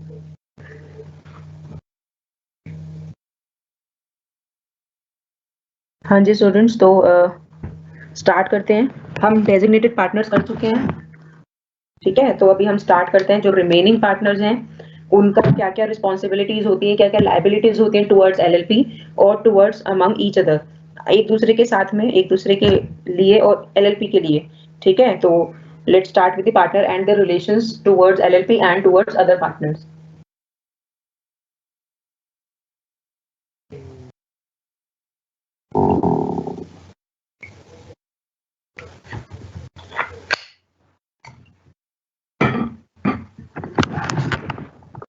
So their relation with the LLP and with the other partners is defined in the LLP agreement. ठीक है, तो आप इसकी इंपॉर्टेंस अब समझ गए होंगे। एलएलपी अग्रीमेंट और इनकॉर्पोरेशन डॉक्यूमेंट कितने इंपॉर्टेंट डॉक्यूमेंट्स हैं, ठीक है। पूरा जो एलएलपी का वर्किंग है ये डिफाइन करता है कौन? एलएलपी अग्रीमेंट, ठीक है। और जो भी आपने इंफॉर्मेशन दी है इनकॉर्पोरेशन डॉक्यूमेंट में, तो ये दो डॉक्यूमेंट बहुत बहुत इंपॉर्टेंट है एलएलपी को स्टार्ट करने के लिए। So there relation with LLP and the relation with other partners is defined in the LLP agreement. और अगर LLP agreement में ऐसा कुछ नहीं है या कोई भी पॉइंट, कुछ भी कहीं भी कोई भी प्रोविजन मिसिंग है या कोई एब्सेंट है या आप डालना भूल गए LLP में, आपने इस चीज को मेंशन नहीं किया, ये बोलकर कि शायद हो सकता है जब भी टाइम आएगा तब देखेंगे, उस केस में शेड्यूल 1 है जो एक्ट का, मैंने बताया था कि इसमें 3 शेड्यूल्स हैं इस एक्ट में, ठीक है, 3 या 4 शेड्यूल्स हैं। तो जो फर्स्ट शेड्यूल है उसमें गिवन है कि अगर एलएलपी साइलेंट है किसी प्रोविजन को लेकर, उस केस में पार्टनर्स की क्या क्या लायबिलिटीज होंगी, या फिर एलएलपी की क्या क्या लायबिलिटीज, उस पार्टनरशिप फर्म की क्या क्या लायबिलिटीज होंगी। So in case of any matter which is not provided in the LLP agreement, we have to refer to the first schedule of the act, ठीक है। तो फर्स्ट शेड्यूल के बारे में पढ़ते हैं हम, क्या क्या इसमें मेंशन है जब एलएलपी अग्रीमेंट साइलेंट हो। तो फर्स्ट है, all the partners are entitled to share equally in the capital, profits and losses. तो अगर एलएलपी एग्रीमेंट में कोई और रेशो है तो ठीक है, वो फॉलो होगी, लेकिन एलएलपी में कोई कुछ भी नहीं लिखा है कि शेयर्स, प्रॉफिट्स, लॉसेस, कैपिटल किस तरीके से आप डिवाइड करेंगे, उस केस में it will B divided equally. चाहे आपने आपकी जो कैपिटल बाकी पार्टनर से आपने डबल लगाई है, चाहे आपकी कैपिटल आपने बहुत कम लगाई है, चाहे आप बाकी काम नहीं कर रहे हैं, चाहे आप उस बाकी पार्टनर से ज्यादा काम कर रहे हैं, मैटर नहीं करता। अगर आप पार्टनर हो, 10 पार्टनर हैं, तो जो पूरा प्रॉफिट है 10 इक्वल पार्ट्स में डिवाइड होगा। पूरी जो कैपिटल है 10 लोगों की इक्वल ही उनके वो उसके ओनर हो जाएंगे। अगर लॉसेज हैं तो वो 10 इक्वल पार्ट्स में लॉसेज बट के हर एक शेयर पार्टनर को चला जाएगा। तो इट डजंट मैटर आपका कितना कंट्रीब्यूशन है, आपने कितनी एसेट्स लगाई है, कितनी प्रॉपर्टी लगाई है, आप कितनी सर्विसेज दे रहे हो, नहीं। अगर एलएलपी एग्रीमेंट साइलेंट है इस चीज को लेके, so everything will be divided equally among the existing partners, ठीक है। एलएलपी यहाँ पे हम जो पार्टनर्स की बात कर रहे हैं, यहाँ पे डेजिग्नेटेड पार्टनर्स भी आ जाएंगे, मतलब वो नॉर्मल पार्टनर्स भी हैं और डेजिग्नेटेड पार्टनर्स भी हैं, तो उनमें भी वो चीजें इक्वली डिवाइड होंगी। तो उनके लिए अलग से कोई अधिकार नहीं है, सिर्फ और सिर्फ उनकी जिम्मेदारियां हैं। अधिकार जो मिलेंगे उनको एलएलपी एग्रीमेंट में मिलेंगे, ठीक है। सो फर्स्ट पॉइंट क्लियर है, सारे कैपिटल, प्रॉफिट और लॉसेज हर पार्टनर में इक्वली डिवाइड हो जाएगा। Second point is LLP shall indemnify each partner in respect of payments made and personal liabilities incurred by him. अगर कोई एक पार्टनर किसी चीज की पेमेंट करता है या कोई पर्सनल लायबिलिटी, मतलब किसी क्रेडिटर से पैसा उधार लेता है अपने नाम पर, उस केस में भी उसकी जो लायबिलिटी है वो किसकी हो जाएगी? एलएलपी की हो जाएगी, ना कि उस पर्सन की, उस पार्टनर की, ठीक है। दो he is acting on his personal capabilities, उसने पर्सनली ही उस क्रेडिटर से बात करके उससे उधार लिया है, लेकिन इस केस में भी एलएलपी उनको प्रोटेक्ट करता है, हर एक पार्टनर को, और जो सारी जिम्मेदारियां, सारी लायबिलिटीज हैं पेमेंट्स को लेकर या कोई भी लायबिलिटीज को लेकर पार्टनर की, वो किसकी लायबिलिटीज हो जाएंगी? एलएलपी की, ठीक है। लेकिन अगर जो खर्चा जो इस पर्सनल पार्टनर ने करा है पर्सनली, ये बिजनेस को चलाने के लिए किया है या फिर बिजनेस को बचाने के लिए जो जरूरी था वो किया है उसने अपने हैंड पर, उस केस में जो उसकी सारी जिम्मेदारियां हैं, उसके सारे खर्चों के पेमेंट्स का जो भी लायबिलिटीज हैं वो एलएलपी की लायबिलिटीज हो जाएंगी। तो एलएलपी शैल इंडेमनिफाई का मतलब है प्रोटेक्ट। एलएलपी अपने पार्टनर्स को उनके खर्चों से, उनके लायबिलिटी से प्रोटेक्ट करेगा, मतलब उनके बजाय कौन लायबल हो जाएगा उसके लिए? एलएलपी लायबल होगा। लेकिन अगर वो खर्चे अच्छी नीयत से किए गए हैं, बिजनेस को चलाने के लिए किए गए हैं और बिजनेस को बचाने के लिए किए गए हैं, ठीक है। Now every partner shall indemnify the LLP for any loss caused by it by his fraud. अगर किसी पार्टनर के फ्रॉड की वजह से एलएलपी को कोई नुकसान होता है, फर्म को कोई नुकसान होता है, तो उसकी भरपाई कौन करेगा? पार्टनर करेगा। यहाँ पे पार्टनर एलएलपी को बचाएगा। अगर किसी पार्टनर के फ्रॉड की वजह से एलएलपी को नुकसान होता है तो उसका नुकसान कौन उठाएगा? एलएलपी थोड़ी ना उठाएगा, फ्रॉड तो किसी पार्टनर ने किया है। तो यहाँ पे लायबिलिटी किसकी हो जाएगी? पार्टनर की हो जाएगी, एलएलपी की नहीं होगी। ठीक है। Every partner may take part in the management. ये अगर एलएलपी साइलेंट है तो यहाँ पर अगर 10 पार्टनर्स हैं तो 10 लोगों का पूरा पूरा अधिकार है कि वो मैनेजमेंट में पार्ट ले सके, मैनेजमेंट का पार्ट बने। ठीक है। So no partner shall be entitled to remuneration for acting in the business और मैनेजमेंट ऑफ द एलएलपी। यहाँ पे अगर एलएलपी में लिखा है रेम्यूनरेशन पार्टनर्स को मिलेगी तो ठीक है, लेकिन अगर एलएलपी में नहीं लिखा है तो कोई भी पार्टनर रेम्यूनरेशन के लिए हकदार नहीं है, मतलब he is not entitled to get remuneration, क्योंकि रेम्यूनरेशन तो एम्प्लॉयज को मिलती है, सैलरी तो एम्प्लॉयज को मिलती है। तो यहाँ पे तो आप पार्टनर हो, आप ही लोगों का बिजनेस है, आप ही लोग उसको मैनेज कर रहे हो, तो यहाँ पे रेम्यूनरेशन शेड्यूल 1 ये कहता है कि आप लोगों को फिर कोई रेम्यूनरेशन नहीं मिलेगी। No partner shall be entitled to receive any remuneration for acting in the business और मैनेजमेंट ऑफ द एलएलपी, क्योंकि ये तो उसका काम ही है। आप पार्टनर ही तभी बने हो क्योंकि आप वो बिजनेस चलाना चाहते हो, उसकी मैनेजमेंट में पार्ट लेना चाहते हो। ठीक है। तो यहाँ पे आपको कोई रेम्यूनरेशन नहीं मिलेगा। लेकिन हाँ, इस चीज का भी ध्यान रखना, अगर एलएलपी एग्रीमेंट में लिखा है तो जी हाँ भाई, आपको रेम्यूनरेशन जरूर मिलेगा। फिर तो आपको सब कुछ एलएलपी एग्रीमेंट के हिसाब से ही मिलेगा। ये तो क्लॉज तब लगेगा जब एलएलपी साइलेंट है इस चीज को लेकर। ठीक है। नेक्स्ट है, no person may be introduced as a partner without the consent of all existing partner. देखो ये वाला पॉइंट भी हम पहले कर चुके हैं कि अगर किसी नए पार्टनर को एडमिट करना है तो जो भी एलएलपी में एग्रीमेंट में लिखा होगा, एलएलपी एग्रीमेंट में कि एक नया पार्टनर अगर एडमिट होना चाहता है तो किस तरीके से हमारी एलएलपी में एडमिट हो सकता है, उस प्रोसीजर को फॉलो किया जाएगा। ठीक है। लेकिन अगर एलएलपी एग्रीमेंट साइलेंट है इस चीज को लेके, कुछ भी उसमें मेंशन नहीं है कि कैसे एडमिशन होगा, उस केस में आपको जो जैसे एडमिट होना है उसे सारे एग्जिस्टिंग पार्टनर्स की कंसेंट लेनी पड़ेगी, परमिशन लेनी पड़ेगी। मतलब सब अगर अप्रूव करते हैं तो ही आप एडमिट हो सकते हो, नहीं तो नहीं। समझ गए? मतलब बेसिकली यहाँ पे आप देखो, अगर एलएलपी नहीं है तो हर एक पार्टनर को इक्वल अधिकार मिला है यहाँ पे। ठीक है। तो जो भी चीजें एलएलपी में नहीं है उन चीजों को लेकर हर पार्टनर को इक्वल राइट्स मिले हैं शेड्यूल 1 में। कोई ऐसा पार्शियलिटी नहीं कर रही कि किसी की कैपिटल ज्यादा है तो उसका से ज्यादा होगा, या कोई ज्यादा काम कर रहा है तो उसका से ज्यादा होगा, नहीं। Every partner is treated equally. समझ गए? तो ये हो गया एडमिशन का केस। नेक्स्ट है, और every LLP shall ensure that decisions taken by it are recorded in the minutes within 30 days of taking such decision and are kept and maintained at the registered office of the LLP। अब देखो ये एक और importance है registered office की। देखो minutes क्या होते हैं, आपको पता है मिनट्स क्या होते हैं? मिनट्स होते हैं, सपोज आप लोग की कोई मीटिंग हुई है, उस मीटिंग में क्या क्या डिस्कस हुआ है वो सब जो लिखा जाता है वो मिनट्स बोलते हैं उस डॉक्यूमेंट को। जिस डॉक्यूमेंट में सब लिखा जाता है कि इस मीटिंग में क्या क्या हुआ, क्या क्या डिसीजंस लिए गए, कौन कौन से डिसीजंस पेंडिंग है, उस पूरी मीटिंग में क्या क्या हुआ वो सब कुछ लिखा जाता है मिनट्स में, तो उस डॉक्यूमेंट को बोलते हैं मिनट्स। ठीक है। तो अगर आप लोग की कोई मीटिंग होती है जिसमें आप कुछ डिसीजंस लेते हो तो वो सारे डिसीजंस आपके मिनट्स में होने चाहिए, और ये जो मिनट्स हैं 30 डेज के अंदर अंदर आपको मेंटेन करने हैं। ठीक है। तो डिसीजन लेने के 30 दिनों के अंदर अंदर आपको ये सारे डिसीजंस अपने मिनट्स में रिकॉर्ड करने हैं, और ये आपको कहीं और सबमिट नहीं करने कि आप कभी रजिस्ट्रार को जा रहे हो कहीं और जा रहे हो, वो चीज तो कंपनी के केस में होती है। ठीक है। तो यहाँ पे यही फायदा है कि पार्टनरशिप में पेपर वर्क तो है लेकिन कंपनी जितना ज्यादा नहीं है, कंपनी से थोड़ा सा कम है। तो ये भी एक बहुत बड़ी चीज है कि आप जो भी डिसीजन ले रहे हो आप उसको सिर्फ अपने पास ही रखोगे, लेकिन आपको अपने पास भी उसका प्रॉपर रिकॉर्ड मेंटेन करके रखना है। और देख लो, अगर ये भी अगर आप इसमें भी फ्लॉ करते हो, इसमें नहीं रखते हो, तो इसके लिए कौन लायबल हो जाएगा? फिर डेजिग्नेटेड पार्टनर, क्योंकि आप प्रोविजंस को फॉलो नहीं कर रहे हो, लीगल कंप्लायंस को फॉलो नहीं कर रहे हो। तो डेजिग्नेटेड पार्टनर को इंश्योर करना पड़ेगा कि जो भी मीटिंग्स हो रही हैं उनके मिनट्स में सब कुछ रिकॉर्ड हो अच्छे से, और आप उन रिकॉर्ड्स को अच्छे से मेंटेन करके रखो अपने रजिस्टर्ड ऑफिस में। क्योंकि कभी भी कोई इन्वेस्टिगेशन होती है, गवर्नमेंट ऑफिस का कोई भी एम्प्लॉय आकर आपको इन्वेस्टिगेट कर सकता है, तो उसके पास प्रॉपर सारे डॉक्यूमेंट्स होने चाहिए। ठीक है। नहीं तो किसकी लायबिलिटी हो जाएगी? वो बेचारे डेजिग्नेटेड पार्टनर्स की।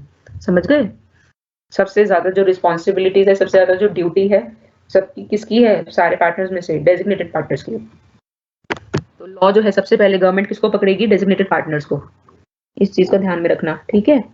चलो नेक्स्ट है, Any matter or issue relating to LLP shall be decided by a resolution passed by majority in the number of the partners. तो कोई भी अगर आपको डिसीजन लेना है LLP से रिगार्डिंग, तो वो कैसे लिया जाएगा? मेजॉरिटी से। मेजॉरिटी का मतलब यहाँ पे क्या है? जैसे कि लेट से 11 लोग हैं, तो 11 लोगों में से 11 पार्टनर्स हैं, तो 11 में से 6 अगर अप्रूव करते हैं तो मतलब बोलेंगे decision has been approved by the majority. ठीक है, तो मतलब 50% से ज्यादा लोगों को उसका अप्रूवल मिलना चाहिए उस डिसीजन का, तो ही वो रेजोल्यूशन पास होगा। अदरवाइज कोई रेजोल्यूशन पास करने के लिए अगर जो प्रोविजंस आपके LLP एग्रीमेंट में लिखे हैं तो उस तरीके से डिसीजन लिए जाएंगे, लेकिन अगर कोई कुछ इससे रिगार्डिंग कुछ भी नहीं लिखा है तो मेजॉरिटी से डिसीजन लिए जाएंगे।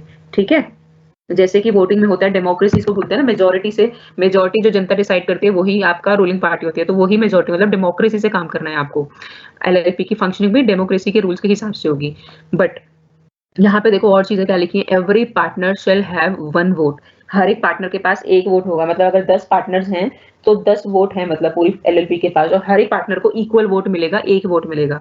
तो यहाँ पे भी देखो, जो कंपनी, ये जो LLP एक्ट है, ये कोई डिस्क्रिमिनेशन नहीं कर रहा है पार्टनर्स के बीच में, वो हर एक पार्टनर को एट पार रख रहा है, इक्वल मान के चल रहा है। उसको फर्क नहीं पड़ता एक्ट को कि किसका कितना कॉन्ट्रीब्यूशन है, किसने कितने पैसे लगाए, किसने कितनी एसेट दिए, कौन कितना, किसको कितना एक्सपीरियंस है, नहीं। Every partner is equal in the eyes of law और as per this schedule 1 of the LLP act.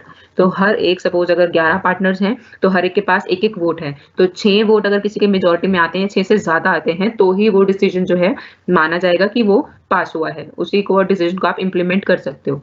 लेकिन अगर आप एक बहुत बड़ा डिसीजन ले रहे हो, मतलब कि आप जो LLP आपने खोली थी, सपोज टीचिंग से रिलेटेड आपने LLP बनाई, अब उस चीज का बिजनेस ही आप चेंज करो अपनी LLP का, तो उस केस में आपको हर एक पार्टनर की कंसेंट से, मतलब 100% मेजॉरिटी से पास हो। 11 मेंबर्स हैं तो 11 के 11 वोट इसके फेवर में होंगे, तो ही ये रेजोल्यूशन पास माना जाएगा। समझ गए? तो ये है first point, no change may be made in the nature of business without the consent of all the partners. तो यहाँ पे ये जो क्लॉज है, इसका मतलब ये नहीं कि पूरा पूरा LLP कोई चेंज कर दोगे, इसका बिजनेस ही चेंज कर दोगे, उसके लिए आपको हर एक पार्टनर की कंसेंट चाहिए होगी। ठीक है, next point is each partner shall render true accounts and full information of all things affecting the LLP to any partner or his legal representative। यहाँ पे क्या है, हर एक पार्टनर को LLP से रिलेटेड हर एक इंफॉर्मेशन को फुली डिस्क्लोज करना है हर एक पार्टनर को। ठीक है, तो मतलब अगर 11 लोगों में मैं एक पार्टनर हूँ तो मेरी ड्यूटी बनती है कि मैं हर एक इन्फॉर्मेशन जो मुझे पता है वो पूरी की पूरी डिस्क्लोज करूँ हर बाकी के रिमेनिंग 10 पार्टनर्स के सामने। So it is my duty to render true accounts and full information of all things affecting the LLP। मतलब इसका मतलब ये नहीं कि मैं अपने घर और उससे रिलेटेड बातें भी उनके सामने डिस्क्लोज करूंगी, नहीं, it has to be in relation with the LLP। LLP से रिलेटेड हमारी जो पार्टनरशिप है उससे रिलेटेड कोई भी इंफॉर्मेशन जो मुझे पता है मैं उसे फुली डिस्क्लोज करूं बाकी सब पार्टनर्स को, ये हर एक पार्टनर की ड्यूटी है और उसे ऐसा करना पड़ेगा। ठीक है, next is if a partner without the consent of LLP carries on any business of the same nature and competing with the LLP, he must account for and pay over to the LLP all profits made by him in that business। अब देखो, suppose मैं एक LLP की partner हूँ, इस LLP का काम है टीचिंग, मतलब ठीक है, हम लोग टीचिंग, ऑनलाइन टीचिंग कराते हैं, हमारा एक LLP है।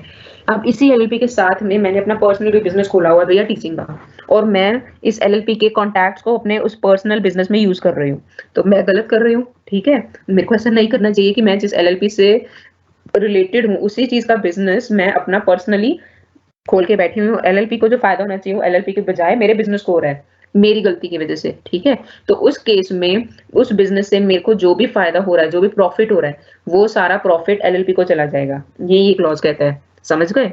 अब देखो ठीक से पढ़ो इसको दोबारा से। If a partner without the consent of LLP को बताए बिना, मतलब बाकी मेंबर्स को LLP को कोई इन्फॉर्मेशन नहीं है कि मैं पर्सनली क्या कर रही हूँ, उसके बाद मैंने वही बिजनेस खोल लिया जो मेरे LLP का है और उसे वो बिजनेस compete कर रहा है। ठीक है, मतलब कंपटीशन में है, तो मतलब कुछ क्लाइंट्स जो है LLP को जा रहे हैं, कुछ उसी के क्लाइंट जो LLP को जाने चाहिए तो वो मेरे पास आ गए हैं, तो उस केस में जो मुझे प्रॉफिट हो रहा है, पार्टनर को जो पर्सनल प्रॉफिट हो रहा है, वो किसको चला जाएगा? वो LLP का प्रॉफिट माना जाएगा। ठीक है, so if carries on any business of the same nature, उसी बिजनेस उसी नेचर का होना चाहिए। अगर कोई और बिजनेस में कर रही हूँ तो उस केस में मैं उसके लिए कोई मेरे प्रॉफिट फिर मेरे प्रॉफिट होंगे, वो LLP को नहीं मिल जाएंगे। ठीक है, एंड कंपीटिंग विद एलएलपी, और वो जो बिजनेस जो मैं कर रही हूँ वो एलएलपी से कंपीट कर रहा है, then the partner must account for and pay over to the LLP all the profits made by him in that business. समझ गए? तो फिर कोई बिजनेस, कोई पार्टनर वो बिजनेस को स्टार्ट ही नहीं करेगा। तो ये उसी को रोकने के लिए है कि आप अपना पर्सनल वही बिजनेस स्टार्ट नहीं कर सकते एलएलपी की कंसेंट के बिना। अगर गवर्नमेंट को पता लग गया तो आपका सारा प्रॉफिट एलएलपी को चला जाएगा। ठीक है, तो ये है ये पॉइंट। आई होप ये क्लियर हो गया होगा आप लोगों को।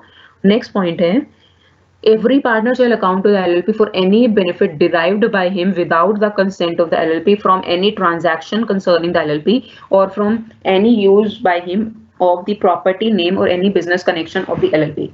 अगर आप एज अ पार्टनर LLP के आप पार्टनर हो और आप उसके नाम का, उसकी एसेट्स का, उसकी किसी प्रॉपर्टी का और उसी के नाम से कोई और ट्रांजैक्शन कर रहे हो जिससे सिर्फ आपको कुछ फायदा हो रहा है और आप बाकी लोगों को नहीं बता रहे हो, ठीक है, एलएलपी को भी नहीं पता कि भैया आप अपने पर्सनल उसमें भी कोई ऐसा फायदा उठा रहे हो इसका नाम यूज करके एलएलपी का, तो उस केस में वो सारा का सारा जो भी आप कमा रहे हो वो सारा का सारा एलएलपी को बिलोंग होगा, आपको नहीं।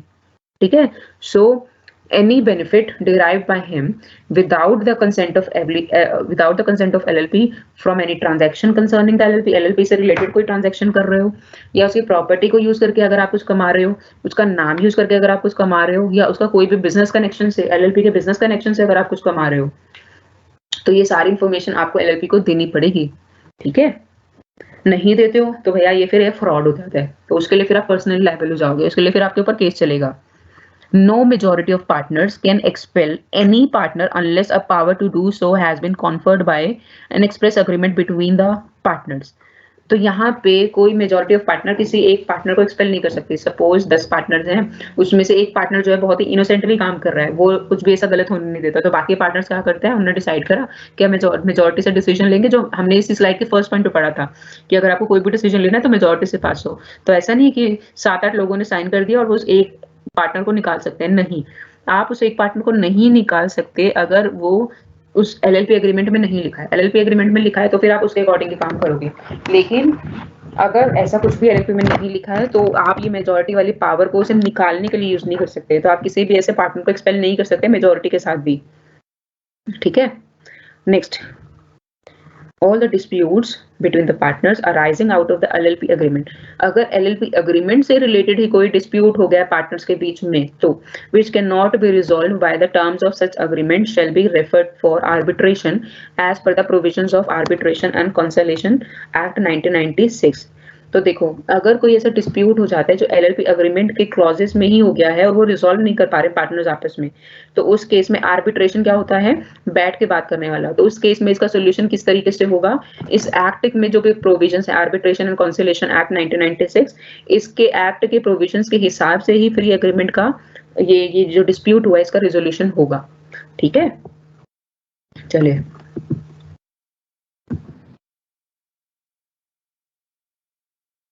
अब है कंट्रीब्यूशन। अब जो पार्टनर्स हैं कुछ ना कुछ कंट्रीब्यूट करते हैं फर्म में, तभी वो उसके पार्टनर बनते हैं, चाहे वो अपनी स्किल्स को कंट्रीब्यूट करें, चाहे पैसा लगाएं, चाहे प्रॉपर्टी लगाएं, ठीक है, चाहे कैश दें या फिर कोई सर्विस दें या अपना एक्सपीरियंस लगाएं, कुछ ना कुछ उनका कंट्रीब्यूशन होता है।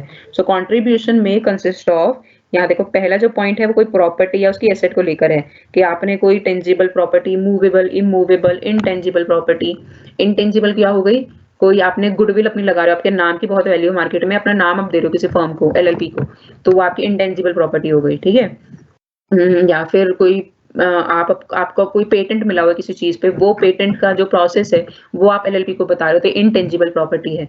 या फिर आप मनी की टर्म्स में कोई प्रॉमिसरी नोट दे रहे हो, कैश दे रहे हो, चेक दे रहे हो, डीडी दे रहे हो, कोई एसेट दे रहे हो, या फिर आप सिर्फ कह रहे हो कि ये सर्विसेज मैं परफॉर्म करूंगा, मतलब उसका जो पूरा मैनेजमेंट है वो मैं देख सकता हूँ, मैं अच्छे से मैनेजमेंट में मैंने ये करा है, एमबीए किया है और ये मैं अच्छे से देख सकता हूँ, तो आपने कहा कि ये वाली सर्विसेज मैं ही परफॉर्म करूंगा, मैं बहुत अच्छे से कर लूंगा, तो ये भी आपका कॉन्ट्रीब्यूशन ही हो गया। ठीक है, तो कंट्रीब्यूशन किसी भी तरीके से हो सकता है, सर्विसेज के फॉर्म में, कैश के फॉर्म में, प्रॉपर्टी के फॉर्म में, एसेट्स के फॉर्म में, किसी भी फॉर्म में। ठीक है, और उस कंट्रीब्यूशन को आपको मॉनेटरी वैल्यू में कन्वर्ट करना है। तो हर एक पार्टनर का जो भी कंट्रीब्यूशन है उसे मनी टर्म्स में कन्वर्ट करना है। So and it will be done either bye a CA, कोई भी चार्टर्ड अकाउंटेंट प्रैक्टिसिंग जो सीए होगा, या फिर प्रैक्टिसिंग कॉस्ट अकाउंटेंट होगा, या फिर कोई भी गवर्नमेंट ने ना, सेंट्रल गवर्नमेंट ने एक पैनल बना रखा है वैल्यूअर्स का, उसमें से कोई भी सेंट्रल गवर्नमेंट से आप रिक्वेस्ट करोगे तो कोई भी वैल्यूअर आके आपके जो जो भी कॉन्ट्रीब्यूशंस हैं उनको मनी वैल्यू में कन्वर्ट कर देंगे। ठीक है, तो ये हो गया monetary valuation of the contribution of each partner. Now जो भी कंट्रीब्यूशन है हर एक पार्टनर का, वो एलएलपी अग्रीमेंट में मेंशन होना चाहिए कि हर एक पार्टनर ने क्या क्या कंट्रीब्यूट किया है और उसके क्या क्या मॉनेटरी वैल्यू है टोटलिटी में। ठीक है, और ऑब्लिगेशन क्या है, कंट्रीब्यूट कितना कंट्रीब्यूट करना है किसको, ये सारी जो ड्यूटीज हैं ये दे रखी है एलएलपी में। एलएलपी में मगर लिखा है कि एक पार्टनर एक साल में इतना कंट्रीब्यूट करेगा, 1 लाख रुपए लगाएगा, और अगले साल में 1 लाख रुपए और लगाएगा, तो इसकी ऑब्लिगेशन बन गई कि उसे जो एलएलपी में लिखा है उसके हिसाब से उसे कंट्रीब्यूट करना पड़ेगा। And in case of absence of any agreement, और अगर एग्रीमेंट में ऐसा कुछ भी नहीं लिखा है तो हर एक पार्टनर को इक्वली कंट्रीब्यूट करना पड़ेगा, मतलब मॉनेटरी वैल्यू सबकी इक्वल हो। ठीक है, तो ये हो गया कंट्रीब्यूशन। अब है, अगर कोई एग्जिस्टिंग पार्टनर अपने आप को पार्टनर नहीं बनाए रखना चाहता है तो, या फिर वो पार्टनर नहीं रहता तो उस केस में क्या क्या होगा, और ये कब हो सकता है, when existing partner ceases to be partner, when he is no more a partner. तो ये कब कब हो सकता है, this can be done in accordance with the agreement. तो एग्रीमेंट में अगर लिखा है कि जो एक पार्टनर है, मिस्टर सुरेश हैं, वो 10 साल के बाद या 5 साल के बाद पार्टनरशिप छोड़ देंगे, तो वो उस कॉन्ट्रैक्ट के हिसाब से he will not be a partner. या फिर उसमें कोई प्रोसीजर लिखा है कि अगर एक पार्टनर छोड़ना चाहता है तो वो सबको लिख दे और सारे पार्टनर अग्री करेंगे तो वो छोड़ सकता है, तो ऐसे भी कोई छोड़ सकता है। तो मतलब the procedure to be followed is written in the agreement. या फिर किसी को एज अ पनिशमेंट आप पार्टनरशिप से निकाल देते हो, मतलब अगर कोई पार्टनर हमें फ्रॉड करता हुआ मिलता है तो हम उसे एक्सपेल कर देंगे, उसे निकाल देंगे, तो ये भी हो सकता है आपके एग्रीमेंट में मेंशन्ड हो। तो पहला तो यही पॉइंट है कि जो भी पार्टनर है अगर पार्टनरशिप फॉर्म छोड़ना चाहता है या उसे वो नहीं रहना चाहता तो उसके क्लॉजेस, उसके जो प्रोविजंस हैं आपको मिलेंगे सबसे पहले एलएलपी अग्रीमेंट में। और अगर एलएलपी अग्रीमेंट में कोई चीज इससे रिलेटेड कोई एब्सेंट है, उस केस में you can cease to be a partner by giving at least 30 days notice to other partner। 30 दिनों का कम से कम नोटिस दे दो अलग पार्टनर्स, सब पार्टनर्स को, और उसके बाद you can leave the partnership firm LLP। ठीक है, या फिर इन बाकी जो फॉलोइंग केसेस हैं इसमें ऑटोमेटिकली आप पार्टनर नहीं रहोगे। पहला है डेथ पर, अगर आप 10 पार्टनर हैं तो उसमें से एक की डेथ हो गई तो वो जो जिसकी डेथ हुई है ऑटोमेटिकली वो पार्टनर नहीं रहा। या फिर फर्म ही आपकी जो एलएलपी है उसको ही आपने डिसॉल्व कर दिया, सारी एसेट्स बेच दी, लायबिलिटीज को पे ऑफ कर दिया और उसके ऑन पेपर लीगली आप उसे डिसॉल्व कर रहे हो, बंद कर रहे हो, तो भी कोई भी जो उसमें तो सारे ही पार्टनर जो है पार्टनर नहीं रहेंगे। Second, when this partner becomes or declared to be of unsound mind, अगर आप पार्टनरशिप के दौरान मेंटली अनफिट हो जाते हो तो भी you ceases to become a partner। और थर्ड है when you are declared insolvent or you have applied to be adjudged as an insolvent, या तो आपका इंसॉल्वेंसी का केस चल रहा है कोर्ट में या फिर आप इंसॉल्वेंट डिक्लेयर हो चुके हो तो भी आप ऑटोमेटिकली पार्टनरशिप से हट जाओगे, खत्म हो जाएंगे आपकी पार्टनरशिप। ठीक है, now consequences of cessation of partnership. Partnership खत्म अगर आप करते हो तो उसके क्या क्या कॉन्सिक्वेंसेज हैं। पहली चीज है, जो भी फॉर्मर पार्टनर कौन होंगे, जिन्होंने अभी पार्टनरशिप छोड़ दी है, जो पहले पार्टनर थे उसको बोलेंगे former partner continues to be partner of LLP in relation to any person dealing with LLP unless. तो जो भी फॉर्मर पार्टनर है वो पार्टनरशिप छोड़ने के बाद भी पार्टनर रहेगा उन लोगों के लिए जिनसे वो डील करता था। For outsider persons dealing with LLP, जो एलएलपी से डील करते हैं उनके लिए आप अभी भी एक पार्टनर ही रहोगे। कब तक? when the person is aware that the former is no longer associated with LLP, जब तक उन लोगों को पता नहीं लग जाता कि आप ये पार्टनरशिप छोड़ चुके हो। अगर उन्हें लगता है आप पार्टनर हो तो उनके लिए आप पार्टनर ही रहोगे। ठीक है, या फिर आपने नोटिस नहीं दे दिया हो रजिस्ट्रार को, मतलब आपने मान लिया कि आप पार्टनर नहीं बनना चाहते, आपने इंटरनली एलएलपी में ये नोटिस दे दिया कि मैं पार्टनरशिप नहीं चाहता, लेकिन जब तक आपने रजिस्ट्रार को नोटिस नहीं दिया तो ऑफिशियली आप पार्टनरशिप से फ्री नहीं हुए, तो आपको रजिस्ट्रार को भी ऑफिस देना पड़ेगा, तब है कि आप अपनी सारी लायबिलिटी से हट जाओगे। ठीक है, now liable for obligations incurred before cessation. तो पार्टनरशिप छोड़ने से पहले अगर कोई लायबिलिटीज आपने उठाई थी उसके लिए आप पार्टनरशिप छोड़ने के बाद भी जिम्मेदार हो जब तक वो लायबिलिटीज एग्जिस्ट करती हैं तो।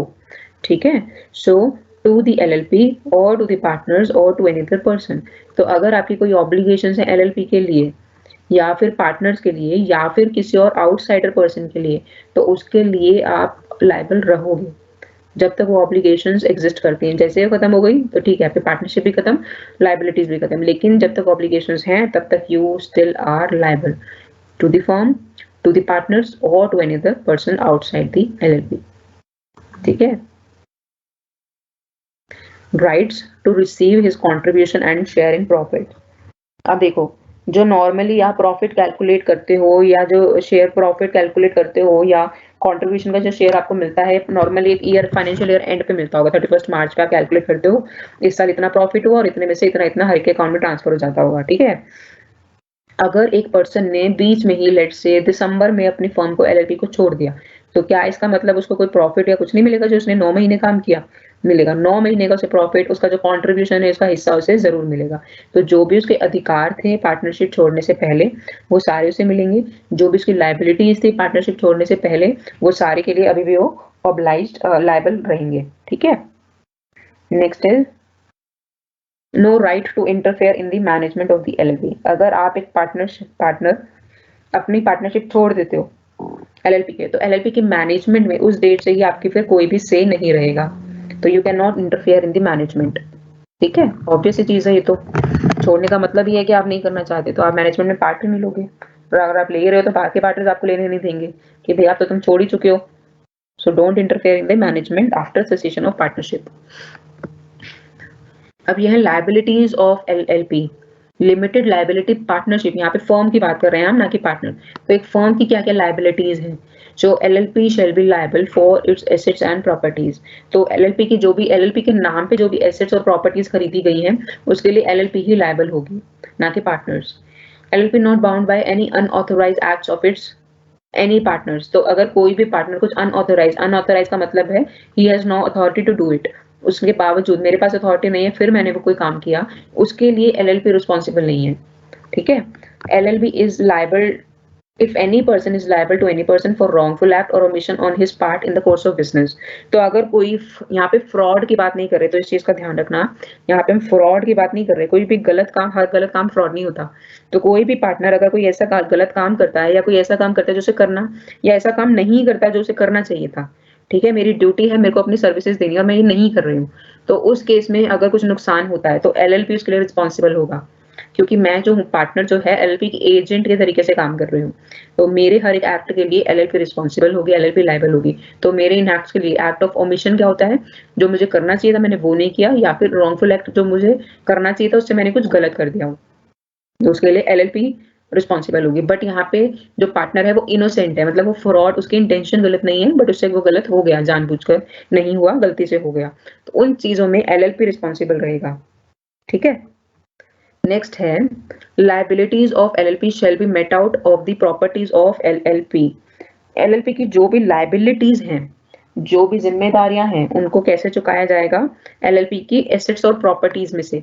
पार्टनर्स की प्रॉपर्टीज नहीं लोगे आप, एलएलपी की प्रॉपर्टीज के लिए एलएलपी रिस्पॉन्सिबल है, और अपनी लायबिलिटीज एलएलपी कैसे चुकाएगा? अपनी प्रॉपर्टीज और अपनी एसेट्स को सेल करके। ठीक है। And obligation of LLP shall be solely the obligation of LLP. अगर एलएलपी की कोई जिम्मेदारी है तो वो एलएलपी की है, ना कि उसके पार्टनर्स की। ठीक है। Now the liability of partners. Every partner is an agent of LLP. मैं आपको बता चुकी हूँ, हर एक जो पार्टनर है एलएलपी के बिहाफ पे काम कर रहा है, तो एलएलपी के एजेंट की तरह से, मतलब एलएलपी उसका प्रिंसिपल हो गया और जो पार्टनर है उसके एजेंट हो गए। ठीक है। तो जो हम एजेंट प्रिंसिपल रिलेशन हम कर चुके हैं, ठीक है, तो यही रिलेशन है पार्टनर और एक पार्टनरशिप फर्म का for the purpose of business. तो जो हर एक पार्टनर जो है वो एलएलपी का एजेंट है, ना कि दूसरे पार्टनर्स का। इस चीज को आपको ध्यान में रखना है। Partners liability shall be limited to the agreed contribution in the LLP. So LLP agreement में जो भी कंट्रीब्यूशन डिसाइड हुआ है उतनी ही उनकी लायबिलिटी होगी हर एक पार्टनर की, उससे ज्यादा नहीं होगी।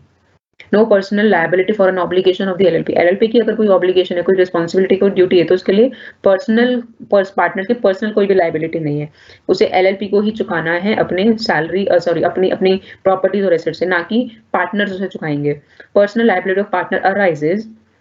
अब यहाँ पे देखो, पार्टनर्स की पर्सनल लायबिलिटी मतलब जो एलएलपी की लायबिलिटी है, अब वो पार्टनर्स चुकाएंगे। कब चुकाएंगे? फॉर हिज रॉन्गफुल एक्ट्स और ओमिशन।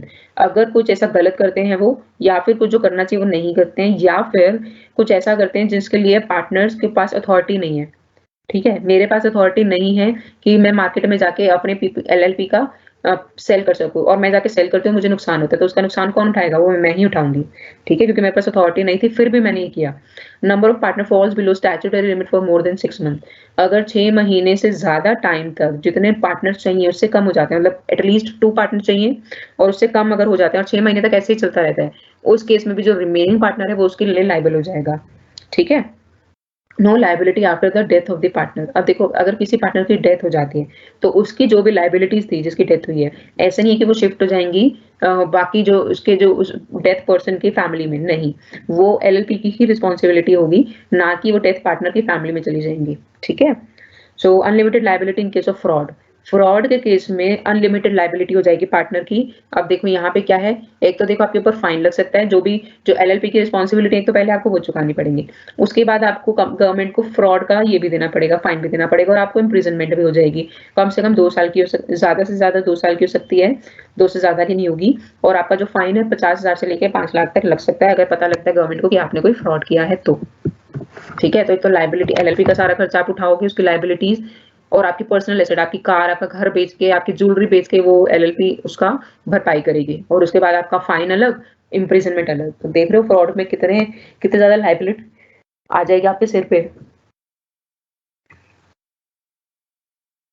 उसके बाद है लायबिलिटी फॉर कंपनसेशन।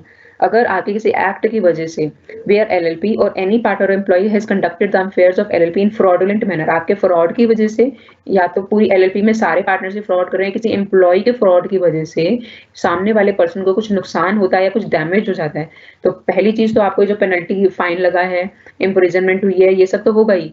उसके अलावा जो कंपनसेशन इस पर्सन को देना पड़ेगा उस नुकसान का, वो कंपनसेशन भी आप ही पे करोगे जिसकी वजह से वो नुकसान हुआ है। ठीक है, नो लायबिलिटी ऑफ LLP की कोई लायबिलिटी नहीं होगी अगर LLP की नॉलेज के बिना कोई काम ऐसा हुआ है, मतलब फर्म को नहीं पता, किसी एम्प्लॉय ने कोई फ्रॉड कर दिया, उसकी वजह से किसी को नुकसान हो गया, तो यहाँ पे सारी की सारी रिस्पॉन्सिबिलिटी किसकी हो जाएगी? सारी लायबिलिटी आ जाएगी उस एम्प्लॉय के ऊपर, ना कि फर्म के ऊपर। ठीक है, liability in case of holding out. अब ये देखो, होल्डिंग आउट क्या है?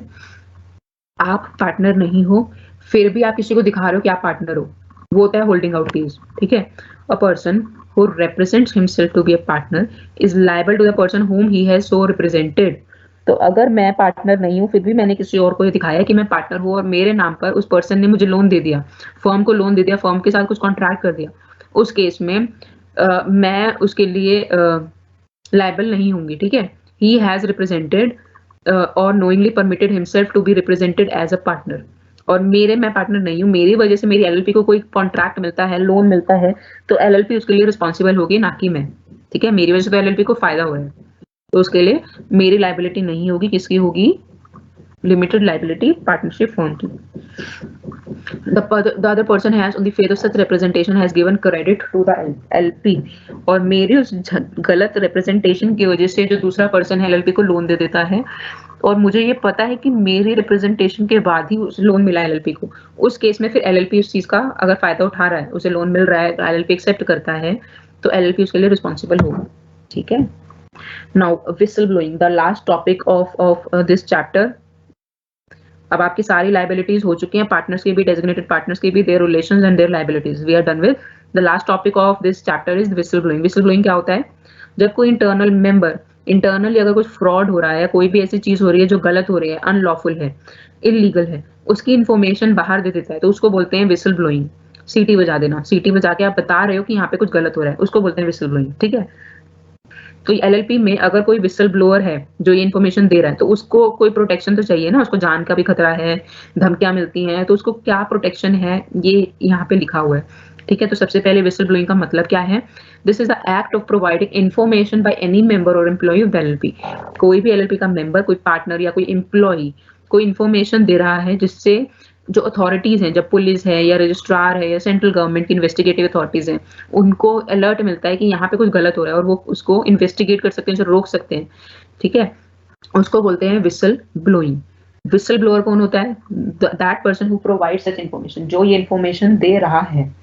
नेक्स्ट है protection of whistle blower in LLP। अब उसको क्या प्रोटेक्शन मिलती है उस विसल ब्लोअर को, जो भी गलत काम के बारे में बताता है। देखो सबसे पहली चीज है, अगर उसी पर्सन के ऊपर, उसी पार्टनर के ऊपर या एम्प्लॉय के ऊपर कोई पेनल्टी लगती है, अगर उसने भी कुछ गलत किया और बाद में वो बता रहा है डर से, तो उसकी पेनल्टी या तो कम हो जाएगी या खत्म हो जाएगी। ठीक है। दूसरी चीज, अच्छा पहला पॉइंट मैं बता दूं, यहाँ पे पेनल्टी तब रिड्यूस होगी जब जो अथॉरिटी है वो डिसाइड करेगी कि हाँ जो भी इन्फॉर्मेशन हमें मिली है वो रेलिवेंट है। अगर वो इन्फॉर्मेशन ही रेलिवेंट नहीं है तो उसकी कोई पेनल्टी खत्म नहीं होगी, उसके ऊपर पेनल्टी लगेगी, उसको भी सजा मिलेगी। ठीक है।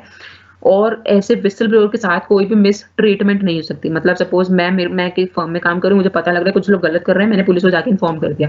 अब उसके बाद में जो मैं तो पार्टनर उस फर्म की, मेरे साथ में क्या होगा, मुझे निकाल दिया जाएगा, मेरे को प्रॉफिट का शेयर नहीं मिलेगा, मेरे को हैरेस किया जाएगा, मेरे को धमकियां दी जाएंगी। ठीक है। तो ऐसी मिस ट्रीटमेंट मेरे साथ में नहीं हो सकती। So whistleblower may not be discharge, मुझे निकाल नहीं सकते, डिमोट मतलब मेरा स्टेटस नहीं कम कर सकते वो, मतलब एक हाई पोजीशन से कम पोजीशन पे, छोटी पोजीशन पे ट्रांसफर करना इज डिमोशन। मुझे सस्पेंड नहीं कर सकते, मुझे धमका नहीं सकते, हैरेस नहीं कर सकते, या किसी भी तरीके का ऐसा भेदभाव नहीं कर सकते in my employment for providing such information. ठीक है। तो अगर मैं एक विसल ब्लोअर हूं तो मुझसे कोई तरीके का डिस्क्रिमिनेशन, मिस ट्रीटमेंट नहीं होगी। और अगर अथॉरिटीज को लगता है कि रेलेवेंट इन्फॉर्मेशन मैंने दी है तो मेरा जो पेनल्टी मेरे ऊपर लगती है मेरी एक्टिविटीज में, वो भी कम हो जाएंगी या खत्म हो जाएंगी। सो ये प्रोविजन है विसल ब्लोइंग को लेकर एलएलपी एक्ट में। ठीक है। सो अभी आपका चैप्टर खत्म होता है और उसके बाद एक बहुत ही छोटा सा चैप्टर है टैक्सेशन को लेके, टैक्सेशन ऑफ एलएलपी। तो ये भी हम जल्दी से कर लेते हैं। So there are some rules regarding taxation of LLP. First is LLPs are treated as partnership firm. मैंने आपको पहले ही बताया था, जो पार्टनरशिप फर्म का, यहाँ पे अगर हम सिर्फ पार्टनरशिप फर्म की बात कर रहे हैं तो वो पार्टनरशिप फर्म्स हैं जिनकी लायबिलिटी अनलिमिटेड होती थी, which are registered under the partnership act 1932। उस एक्ट के अंडर जो रजिस्टर्ड है उन्हें बोलते हैं पार्टनरशिप फर्म। तो जो टैक्सेशन उनके ऊपर लगता था वही प्रोविजन यहाँ पे एलएलपी के ऊपर भी लगेंगे। एलएलपी में अलग से टैक्सेशन को लेकर कोई प्रोविजन नहीं है। ठीक है। So depending upon the amount of income, आपकी कितनी इनकम हुई है, आपको अपना आईटीआर भरना है, इनकम टैक्स रिटर्न भरना है कि इस साल में आपके कितने एक्सपेंसेस थे, कितनी इनकम हुई, कितना लॉसेस हुए हैं। तो इनकम के अमाउंट के बेसिस पे डिसाइड होगा, आईटीआर 4 भरोगे, आईटीआर 5 भरोगे, लेकिन आपको आईटीआर भरनी ही है, चाहे आपका अमाउंट बहुत ही कम हो, आईटीआर भरनी ही भरनी है। लेकिन कौन सी भरनी है ये अमाउंट पे डिसाइड होगा। ठीक है। ITR has to be signed by designated partner. अब देखो यहाँ पे फिर से रूल आ गया डेजिग्नेटेड पार्टनर का। ITR सही है कि नहीं उसको बाद में ऑथेंटिकेट करेगा कौन, करेगा साइन, अपने डेजिग्नेटेड पार्टनर। अगर ITR में कुछ गलत आप भर देते हो कि भैया इनकम आप ज्यादा दिखा रहे हो या कम दिखा रहे हो ITR में टैक्स बचाने के लिए, उस केस में भी गर्दन किसकी सबसे पहले फंसेगी, डेजिग्नेटेड पार्टनर की। तो ज्यादा से ज्यादा रिस्पॉन्सिबिलिटी सबसे पहले कौन पकड़ा जाएगा, डेजिग्नेटेड पार्टनर। ठीक है। In his absence due to unavoidable, मतलब कुछ ऐसी चीजें हैं जिसकी वजह से डेजिग्नेटेड पार्टनर नहीं अवेलेबल है, अनअवॉइडेबल चीजें हैं, उस केस में कोई भी पार्टनर उस पर साइन कर सकता है। Profit will be tax in the hands of LLP and not in the hands of partner. देखो जो भी प्रॉफिट एलएलपी को होता है वो पार्टनर्स में बाद में डिवाइड होता है, तो वो जो प्रॉफिट पार्टनर्स को मिलेगा वो टैक्स कट के ही मिलेगा, मतलब एलएलपी ही उसके ऊपर टैक्स दे देगा अपने आईटीआर में, और उसके बाद टैक्स के बाद जो प्रॉफिट होगा वो पार्टनर्स में डिवाइड होगा। और अब जो पार्टनर्स के पास पैसा है उसमें ऑलरेडी वो टैक्स कटा हुआ है, तो मतलब जब पार्टनर, मतलब लेट से 5 पार्टनर्स हैं ABCDE, तो मैं भी पार्टनर AB जो पार्टनर है वो अपनी आईटीआर भी भरेगा और एलएलपी की भी भर रहे हैं अलग से। तो एलएलपी में जो प्रॉफिट है उसके ऊपर टैक्स ऑलरेडी जा चुका है। अब जैसे लेट से पार्टनर ए अपनी आईटीआर भरता है तो उसे वो इनकम हुई है जो भी प्रॉफिट हो रहा है फर्म से, तो उस प्रॉफिट पे तो ऑलरेडी टैक्स जा चुका है, तो वो जो टैक्स होगा, जो इनकम हुई है इस पार्टनर को, ये टैक्स फ्री हो जाएगी। मतलब पार्टनर इस इनकम पे दोबारा से टैक्स पे नहीं करेगा, नहीं तो डबल टैक्सेशन हो जाएगा। समझ गए। AMT is applicable to LLP, ये मैंने आपको बताया था, ऑल्टरनेट मिनिमम टैक्स। ये वो टैक्स है जब जो फर्म्स, जो एलएलपीज अच्छा खासा प्रॉफिट कमाती हैं लेकिन इनकम टैक्स के प्रोविजंस लगा के, उसके लूप होल्स का फायदा उठा के, डिडक्शंस लेके टैक्स कुछ भी नहीं पे करती या बहुत कम पे करती हैं, तो उस केस में यहाँ पे AMT लग जाता है इन एलएलपी के केस में, on the basis of their book profit. जितना प्रॉफिट आप कमा रहे हो, जो बुक्स में दिखा रहे हो शेयर होल्डर्स को अपने या फिर पार्टनर्स को, उसके बेसिस पे फिर आपके ऊपर टैक्स लग जाएगा। तब उस केस में फिर आप इनकम टैक्स प्रोविजन एप्लीकेबल नहीं होता। ठीक है। So presumptive taxation scheme is not available to LLP. अब देखो प्रिजम्पटिव टैक्सेशन स्कीम क्या है। बहुत सारी छोटी छोटी फर्म्स ऐसी हैं जो अच्छा खासा बिजनेस चला रही हैं लेकिन इस तरीके से प्रॉपर वो अपने अकाउंट्स मेंटेन नहीं करती। ठीक है। जैसे कि बहुत बड़ी बड़ी कंपनीज करती हैं भैया, बैलेंस शीट बनाना, अपनी जर्नल एंट्रीज करना, प्रॉफिट एंड लॉस, इस तरीके से वो प्रॉपर मेंटेन नहीं करती। उन्हें ये पता है कि हमारी इतने साल में इतनी इनकम हुई, इतना टर्नओवर हुआ। तो प्रिजम्पटिव टैक्सेशन स्कीम क्या कहती है, गवर्नमेंट कहती है कि भैया आप हमें इनकम निकाल के मत दो, कितना प्रॉफिट हुआ, कितना लॉस हुआ, जितना आपका टर्नओवर है ना, आपको टर्नओवर तो पता है अपना 20 लाख का हुआ है, 10 लाख का, उसका 2% हमें दे दो टैक्स। वो मान लेंगे कि आपने इनकम टैक्स पे कर दिया, आपका टैक्सेशन हो गया, सिंपल। आपको अकाउंट्स बनाने की कोई जरूरत नहीं है, टर्नओवर के बेसिस पे, अपनी सेल्स के बेसिस पे हमें इतना % दे दो टैक्स। ये होता है प्रिजम्पटिव, मतलब उन लोगों के लिए जो अपने प्रॉपर अकाउंट्स मेंटेन नहीं करते। तो एलएलपी के केस में अलाउड नहीं है, एलएलपी को अपने प्रॉपर अकाउंट्स बनाने पड़ेंगे। The share of partners in the total income of LLP is exempt in the hands of partner, मैं आपको पहले बता चुकी हूँ, ठीक है। And remuneration of partners to partners will be tax as income from business and profession, और जो भी पार्टनर्स को रेम्यूनरेशन मिलेगा, कोई सैलरी मिल गई किसी चीज के लिए, कोई इंटरेस्ट मिल रहा है, तो वो उनकी टैक्स होगी income from business and profession head में। तो अभी आपका सेकेंड ईयर में सब्जेक्ट आएगा इनकम टैक्स, उसमें आपको पता लगेगा कि एक इंसान की जो भी इनकम होती है उसे 5 हेड्स में डिवाइड करते हैं, सैलरी में, इनकम फ्रॉम बिजनेस प्रोफेशन में, इनकम फ्रॉम हाउस प्रॉपर्टी में, कैपिटल गेन में, और इनकम फ्रॉम अदर सोर्सेज में। तो जो भी आप एज अ पार्टनर, आपको जो अपने बिजनेस से मिल रहा है सैलरी या फिर रेम्यूनरेशन, उसको आप इस हेड में दिखाओगे कि you are getting this income from business and profession, ठीक है। Now the last slide is about the tax rates. अब या तो देखो, फ्लैट रेट का मतलब है जो भी आप अकाउंटिंग आपने बुक प्रॉफिट दिखाया, अब इनकम टैक्स प्रोविजंस के अकॉर्डिंग जो आप अपनी इनकम दिखा रहे हो, टैक्सेबल इनकम दिखा रहे हो, उस पे या तो आप सीधा सीधा 30% टैक्स दे दो, और अगर आप अपना टैक्सेशन मतलब इतना दिखा रहे हो कि आपकी टैक्सेबल इनकम नहीं बनती, तो आप अपने बुक प्रॉफिट्स पे भी टैक्स दोगे, एएमटी दोगे। कितना दोगे? 18.5%। सिंपल। तो अगर आपकी टैक्सेबल इनकम बनती है तो 30% दे दो उस पे, और अगर आप दिखाते हो कि भैया इतनी डिडक्शन ले लेके आपकी टैक्सेबल इनकम ही नहीं बनती, तो जो भी आपका बुक प्रॉफिट है उसके ऊपर आप 18.5% दे दो, ठीक है। सरचार्ज क्या होता है? जिसकी भी इनकम 1 करोड़ से ज्यादा है उसे सरचार्ज देना पड़ता है। 1 करोड़ से ज्यादा मतलब लेट से मेरी इनकम में दिखा रही हूँ 1 करोड़ 10 लाख, तो 10 लाख का 12% सीधा सीधा मेरा सरचार्ज हो जाएगा, तो वो in addition to this flat rate या फिर एएमटी आपको देना पड़ेगा। अच्छा, एक और चीज, या तो आपके ऊपर फ्लैट रेट लगेगा या फिर एएमटी, दोनों में से एक लगेगी, दोनों नहीं लगेंगे। इसके बाद या तो फ्लैट रेट या एएमटी, इसके बाद आपके ऊपर लगेगा सरचार्ज अगर आपकी इनकम 1 करोड़ से ज्यादा है तो, और उसके बाद आपके टोटल जो टैक्सेबल इनकम हो गई ना, उसके ऊपर 4% HEC भी लगेगा, हेल्थ एंड एजुकेशन सेस, ठीक है। तो ये 3 आपके टैक्स आपका कटता है, और उसके बाद ये टैक्स आप गवर्नमेंट को सबमिट कर देते हो ITR के थ्रू, ठीक है।